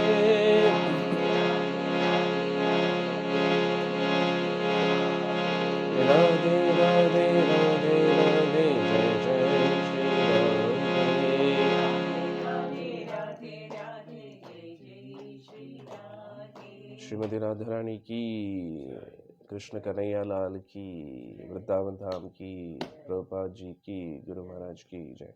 ഒരു ഭക്ത ഒരു ചോദ്യം ചോദിച്ചു, നല്ല ചോദ്യമാണ്. കുറൂരമ്മയ്ക്ക് അറിയത്തില്ലായിരുന്നല്ലോ കൂട്ടത്തിലുള്ളത് ഭഗവാനാണെന്നും. കറക്റ്റാണ്. പക്ഷേ കുറൂരമ്മയുടെ ഹൃദയത്തിൽ ഭഗവാനെ മാത്രമേ ആഗ്രഹമുള്ളൂ. അതുകൊണ്ടാണ് ഭഗവാൻ വന്നത്. അന്നേരം കുറൂരമ്മയുടെ ഹൃദയത്തെ മനസ്സിലാക്കി ഭഗവാൻ സ്വയം വരികയാണ്. കുറൂരമ്മ, എനിക്ക് പ്രായമായി, എന്നെ നോക്കാൻ ആരുമില്ല, ആരെങ്കിലും എന്നെ നോക്കാൻ വേണമെന്നായിരുന്നു എങ്കിൽ ആഗ്രഹം, ഈ ഭഗവാൻ ആരെങ്കിലും പറഞ്ഞയച്ചു. എനിക്ക് സപ്പോർട്ടായിട്ട് ആരെങ്കിലും ഉണ്ടെങ്കിൽ കൃഷ്ണ നന്നായനെ എന്ന് വിചാരിക്കുകയാണെങ്കിൽ ഭഗവാൻ ആരെങ്കിലും പറഞ്ഞയച്ചേ. പക്ഷെ കുറൂരമ്മയ്ക്ക് അങ്ങനെ ഒരു താല്പര്യം ഹൃദയത്തിലില്ല. അതുകൊണ്ട് കുറൂരമ്മയുടെ അവസ്ഥ മനസ്സിലാക്കി ഭഗവാൻ സ്വയം വരികയാണ്. കുറൂരമ്മയ്ക്ക് അതിനോടും താല്പര്യമില്ല. അതാണ് നമ്മൾ മനസ്സിലാക്കേണ്ടത്. അന്നേരം നമ്മുടെ ഹൃദയത്തിലാണ് നമ്മൾ പെർഫെക്റ്റ് ആയിരിക്കേണ്ടത്. ഒന്നിനോടും താല്പര്യം കാണരുത്, ആരുടെ ഒരു സപ്പോർട്ട് പോലും പ്രതീക്ഷിക്കരുത്. പൂർണ്ണമായിട്ടും കൃഷ്ണ സ്മരണയിലിരിക്കുമ്പം കൃഷ്ണൻ എന്തുകൊണ്ട് വരത്തില്ല? വരും. ഇനി കുറൂരമ്മ ഉണ്ണിക്കണ്ണനെ കണ്ടപ്പോൾ, നീ ഉണ്ണിക്കണ്ണൻ തന്നെയാണ് നിന്നെ പറഞ്ഞയച്ചത്, അല്ല എന്തു പറയുന്നത്, നീ തന്നെയാണ് ഉണ്ണിക്കണ്ണൻ എന്ന് തെറ്റിദ്ധരിക്കുന്നുമില്ല. മനസ്സിലാവുന്നുണ്ടോ ഞാൻ പറയുന്നത്? അതായത് ഇപ്പോൾ നേരത്തെ ഞാൻ പറഞ്ഞ പോലെ, ഞാൻ കുറ്റം പറയുന്നതല്ല, ഇപ്പോൾ ഒരു നല്ല കൊച്ചൊരു കുട്ടിയെ കണ്ടു കഴിഞ്ഞാൽ കൃഷ്ണൻ തന്നെ, ഇത് കൃഷ്ണൻ തന്നെ എന്ന് പറഞ്ഞുകൊണ്ടിരിക്കുകയല്ല കുറൂരമ്മ. കുറൂരമ്മ അയൽവക്കത്തെ ഒരു കുട്ടി, അത്രയേ ഉള്ളൂ. ഉള്ളിൽ കൃഷ്ണഭക്തി ഉറച്ചിരിക്കുകയാണ്. അന്നേരം ഉള്ളിൽ കൃഷ്ണൻ തന്നെ ആയതുകൊണ്ട് കൃഷ്ണനായിട്ടൊരു ബന്ധം, അതിനുള്ള ഭാഗ്യം കുറൂരമ്മയ്ക്ക് ലഭിച്ചു. അന്നേരം നമ്മളും കുറച്ച്, ഞാൻ നേരത്തെ പറഞ്ഞ പോലെ നിരീശ്വരവാദികളെക്കാട്ടിയും എത്രയോ ബെറ്ററാണ് കൃഷ്ണനായിട്ടൊരു ആകർഷണം തോന്നുന്നത്. ഒരു കൊച്ചുകുട്ടിയെ കാണുമ്പോഴും ആ കുട്ടിയെ കൃഷ്ണനാണെന്ന് വിചാരിക്കുന്നതും, അല്ലെങ്കിൽ നമുക്കൊരു സൗഭാഗ്യം വരുമ്പോഴും ഇത് കൃഷ്ണൻ തന്നെയാണെന്ന് പറയുന്നത് തെറ്റില്ല. തീർച്ചയായിട്ടും ആ വ്യക്തിയുടെ ഹൃദയത്തിലും പരമാത്മാവായിട്ട് ഭഗവാനുണ്ട്. ഭഗവാൻ ആ വ്യക്തിയെ ഒരു നിമിത്തമായിട്ട് ഉപയോഗിച്ചു നമ്മുടെ ജീവിതത്തിൽ എന്തെങ്കിലും സഹായം നമുക്ക് നൽകാൻ വേണ്ടി. അതുകൊണ്ട് അത് കൃഷ്ണനാണെന്ന് ചിന്തിക്കുന്നത് തെറ്റില്ല. പക്ഷേ അതിൽ സന്തോഷിക്കരുത് എന്നാണ് ഞാൻ പറയുന്നത്, വേറൊന്നുമില്ല. ഇപ്പം നമ്മളൊരു പ്രശ്നത്തിലാകുമ്പോൾ ഒരു കുട്ടി വന്ന് എന്തെങ്കിലും ചെയ്തോ, അല്ലെങ്കിൽ ആരെങ്കിലും എന്തെങ്കിലും വന്ന് ചെയ്തു, എന്നിട്ട് നമ്മൾ അതിൽ സന്തോഷിക്കുന്നു, ഭഗവാൻ തന്നെയാണ് ഇത് ഹെൽപ്പ് ചെയ്തത് എന്ന് നമ്മൾ കുറേ പേരോട് പറയുന്നു. ഭഗവാൻ എൻ്റെ ജീവിതം ഇങ്ങനെ വന്നു കേട്ടോ, അങ്ങനെ വന്നു കേട്ടോ, അത് തീർച്ചയായിട്ടും കൃഷ്ണൻ തന്നെയാണ്, അങ്ങനെ പറയുന്നേ തെറ്റില്ല. പക്ഷെ അതിൽ സന്തോഷിക്കരുത് എന്നാണ് പറയുന്നത്. അതല്ലല്ലോ നമ്മുടെ അൾട്ടിമേറ്റ് എയിം. ഇതിൽ സന്തോഷിച്ചിരിക്കുക. അത് നേരത്തെ പറഞ്ഞ ഉദാഹരണം ഒന്നും കൂടെ ആലോചിക്കുക. സിനിമാ നടനുമായിട്ട് വല്ലപ്പോഴും ഒരു സെൽഫി എടുക്കുന്നതല്ലല്ലോ നമ്മുടെ ലക്ഷ്യം. മനസ്സിലായില്ലേ? ഭഗവാൻ ഒരു സിനിമാ നടനെ പോലെയാണ്. സിനിമാ നടനെ പോലെ എന്ന് പറയുമ്പോൾ ഉദാഹരണം പറയുകയാണ്. അതായത് ഒരു സിനിമാ നടനുമായിട്ട് ഫോട്ടോ എടുക്കുന്നതല്ലല്ലോ നമ്മുടെ ലക്ഷ്യം. അതിൻ്റെ അകത്ത് നമ്മൾ കോടാനുകൂടി ഫാൻസിൻ്റെ ഇടയിൽ ഒരു ഫാൻ, അത്രയേ ഉള്ളൂ. പക്ഷെ നമുക്ക് കൃഷ്ണ ഫാനായിട്ടിരിക്കാനല്ല നമ്മുടെ താല്പര്യം. നമുക്ക് കൃഷ്ണമായിട്ടൊരു ബന്ധമാണ് വേണ്ടത്. അന്നേരം ബന്ധം ഉണ്ടാക്കണമെങ്കിൽ ഭഗവാനുമായിട്ടൊരു ഡീപ്പ് ബന്ധം വേണ്ടേ? അതാണ് നമ്മൾ ശ്രമിക്കുന്നത്. ഭഗവാൻ ഇഷ്ടമല്ലാത്ത കാര്യങ്ങൾ നമ്മൾ ചെയ്യുന്നില്ല, ഭഗവാൻ ഇഷ്ടമുള്ള കാര്യങ്ങൾ ചെയ്യുന്നു. അങ്ങനെ ഭഗവാനെ നമ്മളിലേക്ക് ആകർഷിപ്പിക്കാൻ നോക്കുകയാണ്. ഒരു ഭാര്യ എങ്ങനെയാണോ ഭർത്താവിനെ സ്നേഹത്തിൽ വശത്താക്കുന്നത്, അതേപോലെ ആടിക്കളിക്കട കുഞ്ഞുരാമ, ചാടിക്കളിക്കട കുഞ്ഞുരാമ. അതുകൊണ്ടല്ലേ പറയുന്നത്, കോന് കഹത്താ ഹൈ ഭഗവാൻ ആതേ നഹീ. ആരാ പറയുന്ന ഭഗവാൻ വരത്തില്ലെന്ന്? മീരാബായി വിളിക്കുന്ന പോലെ നിങ്ങൾ കൃഷ്ണനെ വിളിച്ചു നോക്കൂ, വന്നേ പറ്റൂ. ഒരു ഭാര്യ ഭർത്താവിനെ വിളിച്ചാൽ പോകാതിരിക്കാൻ പറ്റുമോ? പറ്റത്തില്ല ഭർത്താവിന്. കാരണം സ്നേഹം കൊണ്ട് വിളിക്കുകയാണ്. അതേപോലെ കോന് കഹത്താ ഹൈ ഭഗവാൻ ഖാതേ നഹീ. ആരാ പറയുന്ന ഭഗവാൻ കഴിക്കത്തില്ലെന്ന്? ശബരി ദേവി ശ്രീരാമസ്വാമിക്ക് കൊടുത്തതുപോലെ കൊടുക്കുകയാണെങ്കിൽ കഴിക്കും, കഴിച്ചേ പറ്റൂ. ഇനി കോന് കഹത്താ ഹൈ ഭഗവാൻ സോതേ നഹീ. ആരാ പറയുന്ന ഭഗവാൻ ഉറങ്ങത്തില്ല എന്ന്? മാ യശോദ കെ ജൈസേ തും സുലാതേ നഹീ. യശോദ അമ്മ താരാട്ട് പാടിക്കഴിഞ്ഞാൽ കൃഷ്ണൻ എന്തുകൊണ്ട് ഉറങ്ങത്തില്ല? ഉറങ്ങിപ്പോവും കൃഷ്ണൻ. അത്രയ്ക്ക് സ്നേഹത്തോടെ കൃഷ്ണൻ ഉറങ്ങണം എന്ന പ്രതീക്ഷയോടുകൂടി ഇത്രയും മനോഹരമായിട്ട് താരാട്ട് പാടിക്കഴിഞ്ഞാൽ പിന്നെ ഭഗവാൻ ഉറങ്ങാതിരിക്കുമോ? യശോദാമ്മ ഉറങ്ങുമ്പോൾ ഉണരും, പിന്നെ അത് വേറെ കാര്യം. യശോദാമ്മ താരാട്ട് പാടുമ്പോൾ കൃഷ്ണ ഉറങ്ങും. അത് കഴിഞ്ഞിട്ട് യശോദാമ്മ പോയി കിടന്ന് ഉറങ്ങുമ്പോൾ ഭഗവാൻ ഒരു എന്നിട്ട് മതിൽ ചാടി. അന്നേരം എന്തായാലും ഉറങ്ങുന്നുണ്ടല്ലോ. അതേപോലെ കോന് കെഹതാ ഹെ ഭഗവാൻ നാച്തേ നഹി, ആരാ പറയുന്നത് ഭഗവാൻ നൃത്തം ചെയ്യത്തില്ലെന്ന്? ഗോപിയോ കീ തര തും നചാതേ നഹി. ഗോപികമാര് ഭഗവാനെ നൃത്തം ചെയ്യിപ്പിക്കുന്നു സ്നേഹം കൊണ്ട്. ഭഗവാൻ കൃഷ്ണ നൃത്തമാടൂ, നൃത്തമാടൂ കൃഷ്ണ, നടനമാടൂ കൃഷ്ണ. അതേപോലെ ഗോപികമാർ സ്നേഹം കൊണ്ട് കൃഷ്ണനോട് നൃത്തം ചെയ്യാൻ പറഞ്ഞാൽ കൃഷ്ണൻ നൃത്തം ചെയ്യത്തില്ലേ? അന്നേരം നമ്മുടെ താളത്തിനൊത്ത് തുള്ളിപ്പിക്കാൻ പറ്റും കൃഷ്ണനെ. എങ്ങനെ? സ്നേഹം കൊണ്ട്, ഭക്തി കൊണ്ട്. അത് നമുക്ക് എല്ലാവർക്കും അറിയാം. യശോദാമ്മ ഭഗവാനെ ഉരുളിലും കെട്ടി വെച്ചിരിക്കുക. എന്നിട്ട് ബലരാമൻ അവിടെ നിന്ന് വിളിക്കും, ബലരാമസ്വാമി വാ കൃഷ്ണ വാ, സമയമായി പോയി, നമുക്ക് കളിക്കാൻ പോകണ്ടേ, എന്തും അവിടെ കളിച്ചോണ്ടിരിക്കുന്നെന്ന് പറഞ്ഞു. പറഞ്ഞു കേട്ടത് പുറത്തു പോയി എന്തോ കാര്യം കളിക്കാനാ അന്നേരം ബലരാമസ്വാമി പറയാ, വാ അവിടെ കളിച്ചോണ്ടിരിക്കുക, വേഗം വാ, നമുക്ക് കുറെ കാര്യങ്ങൾ ചെയ്യാനുണ്ടെന്ന് പറഞ്ഞു. അന്നേരം ഭഗവാൻ പറയും, എങ്ങനെ വരാനാ ചേട്ടാ, അമ്മ കെട്ടിയിരിക്കുന്ന കണ്ടില്ലേന്ന് വെച്ചു. അന്നേരം ഉടനെ ബലരാമസ്വാമി ചോദിക്കുക, നിന്നെ കെട്ടാൻ ഈ ലോകത്ത് ഏതെങ്കിലും ഒരു കയറുണ്ടോ? അല്ലേ, നീയാണ് എല്ലാരെയും കെട്ടിക്കൊണ്ടിരിക്കുന്നത്, മോഹമായാൽ ബന്ധിപ്പിച്ചുകൊണ്ടിരിക്കുകയാണ്. അന്നേരം നിന്നെ കെട്ടാൻ ഈ ലോകത്ത് ഏതെങ്കിലും ഒരു കയറുണ്ടോ എന്ന് പറഞ്ഞു. അന്നേരം ഉടനെ കൃഷ്ണ പറയാം, തത്വം പറയണ്ട, ഇത് യഥാർത്ഥത്തിൽ കെട്ടിയിരിക്കുക, അമ്മ സ്നേഹം കൊണ്ട് കെട്ടിയിരിക്കുകയാണെന്ന് പറഞ്ഞു. അന്നേരത്തേക്ക് ഉടനെ പറഞ്ഞു, നീ പറഞ്ഞില്ലേ അമ്മയടുത്ത് നമുക്ക് പോകണമെന്നൊക്കെ, പറഞ്ഞിട്ട് കേൾക്കുന്നില്ല. അമ്മയുടെ വിചാരം ഞാൻ കുസൃതി കൂടുന്നു, അന്നേരം എന്നെ ഒരു അച്ചടക്കം പഠിപ്പിക്കാൻ വേണ്ടി ഇങ്ങനെ കെട്ടി വെച്ചിരിക്കുകയാണ്. ചേട്ടൻ ചെന്ന് എന്തെങ്കിലും ഒന്ന് പറയുമെന്ന് പറഞ്ഞു. അവസാനം ബലരാമസ്വാമി ചെന്നിട്ട് അമ്മയടുത്ത് പറയുകയാണ്, അമ്മേ യശോദാമയ്യ, അമ്മയ്ക്കറിയാം ആരെയാണ് കെട്ടി വെച്ചിരിക്കുന്നതെന്ന്. ഇതാണ് നരസിംഹ, ഇത് തന്നെയാണ് വരാഹം, ഇദ്ദേഹം തന്നെയാണ് മത്സ്യമായിട്ട് വന്നത്, ഇദ്ദേഹമാണ് കൂർമ്മമായിട്ട് വന്നത്, ശ്രീരാമനും ഇദ്ദേഹം തന്നെയാണെന്ന് പറഞ്ഞു. അദ്ദേഹത്തെയാണോ അമ്മ ഇങ്ങനെ കെട്ടി വെച്ചിരിക്കുന്നത്? ഇത് നാരായണനാണെന്ന് പറഞ്ഞു. പ്രപഞ്ചത്തിന്റെ മുഴുവൻ നാഥനാണ്, അഖിലകോടി ബ്രഹ്മാണ്ടനായി. പറഞ്ഞതിൽ എന്തെങ്കിലും തെറ്റുണ്ടോ? കറക്റ്റാണ്. ഇതെല്ലാം കേട്ടിട്ട് യശോദാമ്മ പറഞ്ഞ്, ആരായാലും ശരി അവൻ ഇപ്പൊ എൻ്റെ മോനാണ്, അതുകൊണ്ട് അവനെ വിട്ടു തരുന്ന പ്രശ്നമേ ഇല്ല, കൂടുതൽ പറഞ്ഞാൽ നിന്നെ കൂടെ കെട്ടു എന്ന് പറഞ്ഞു. ബലരാമ ഓടി. അന്നേരം ഈ പ്രപഞ്ചത്തിന്റെ മുഴുവൻ നാഥന്മാരാണ് ഈ രണ്ടുപേരും. പക്ഷെ യശോദാമ്മയുടെ ഒരു വടി ഉപയോഗിച്ച് നിയന്ത്രിക്കും രണ്ടുപേരെ. അന്നേരം അതാണ് നമ്മൾ മനസ്സിലാക്കുന്നത്, ആ ഭക്തിയുടെ ആ ഒരു ഭാവം, അതാണ് ഭഗവാൻ നോക്കുന്നത്. അന്നേരം നമുക്ക് വേണ്ടുന്ന ആ ഒരു ഭാവമാണ് ഭഗവാനുമായിട്ടുള്ള ഒരു ഡീപ്പ് റിലേഷൻഷിപ്പ്. അതാണ് നമ്മുടെ ലക്ഷ്യം. അല്ലാതെ ഒരു കൃഷ്ണ ഫാനായിട്ട് കൃഷ്ണ ഭക്തിയെ മറ്റുള്ളവരെ ബോധ്യപ്പെടുത്തി അതിലൂടെ ഒരു അംഗീകാരം ഭയങ്കര ചീപ്പാണ്, ഭയങ്കര ബോറൻ പരിപാടിയാണ്. അത് കാണുമ്പോഴേ എനിക്ക് ഭയങ്കര അറപ്പാണ്, എന്താണെന്നറിയത്തില്ല. അങ്ങനെയുള്ള ഭക്തരെ കാണുമ്പോഴേ എനിക്ക് അവരോട് സഹതാപവും ദയയാണ്.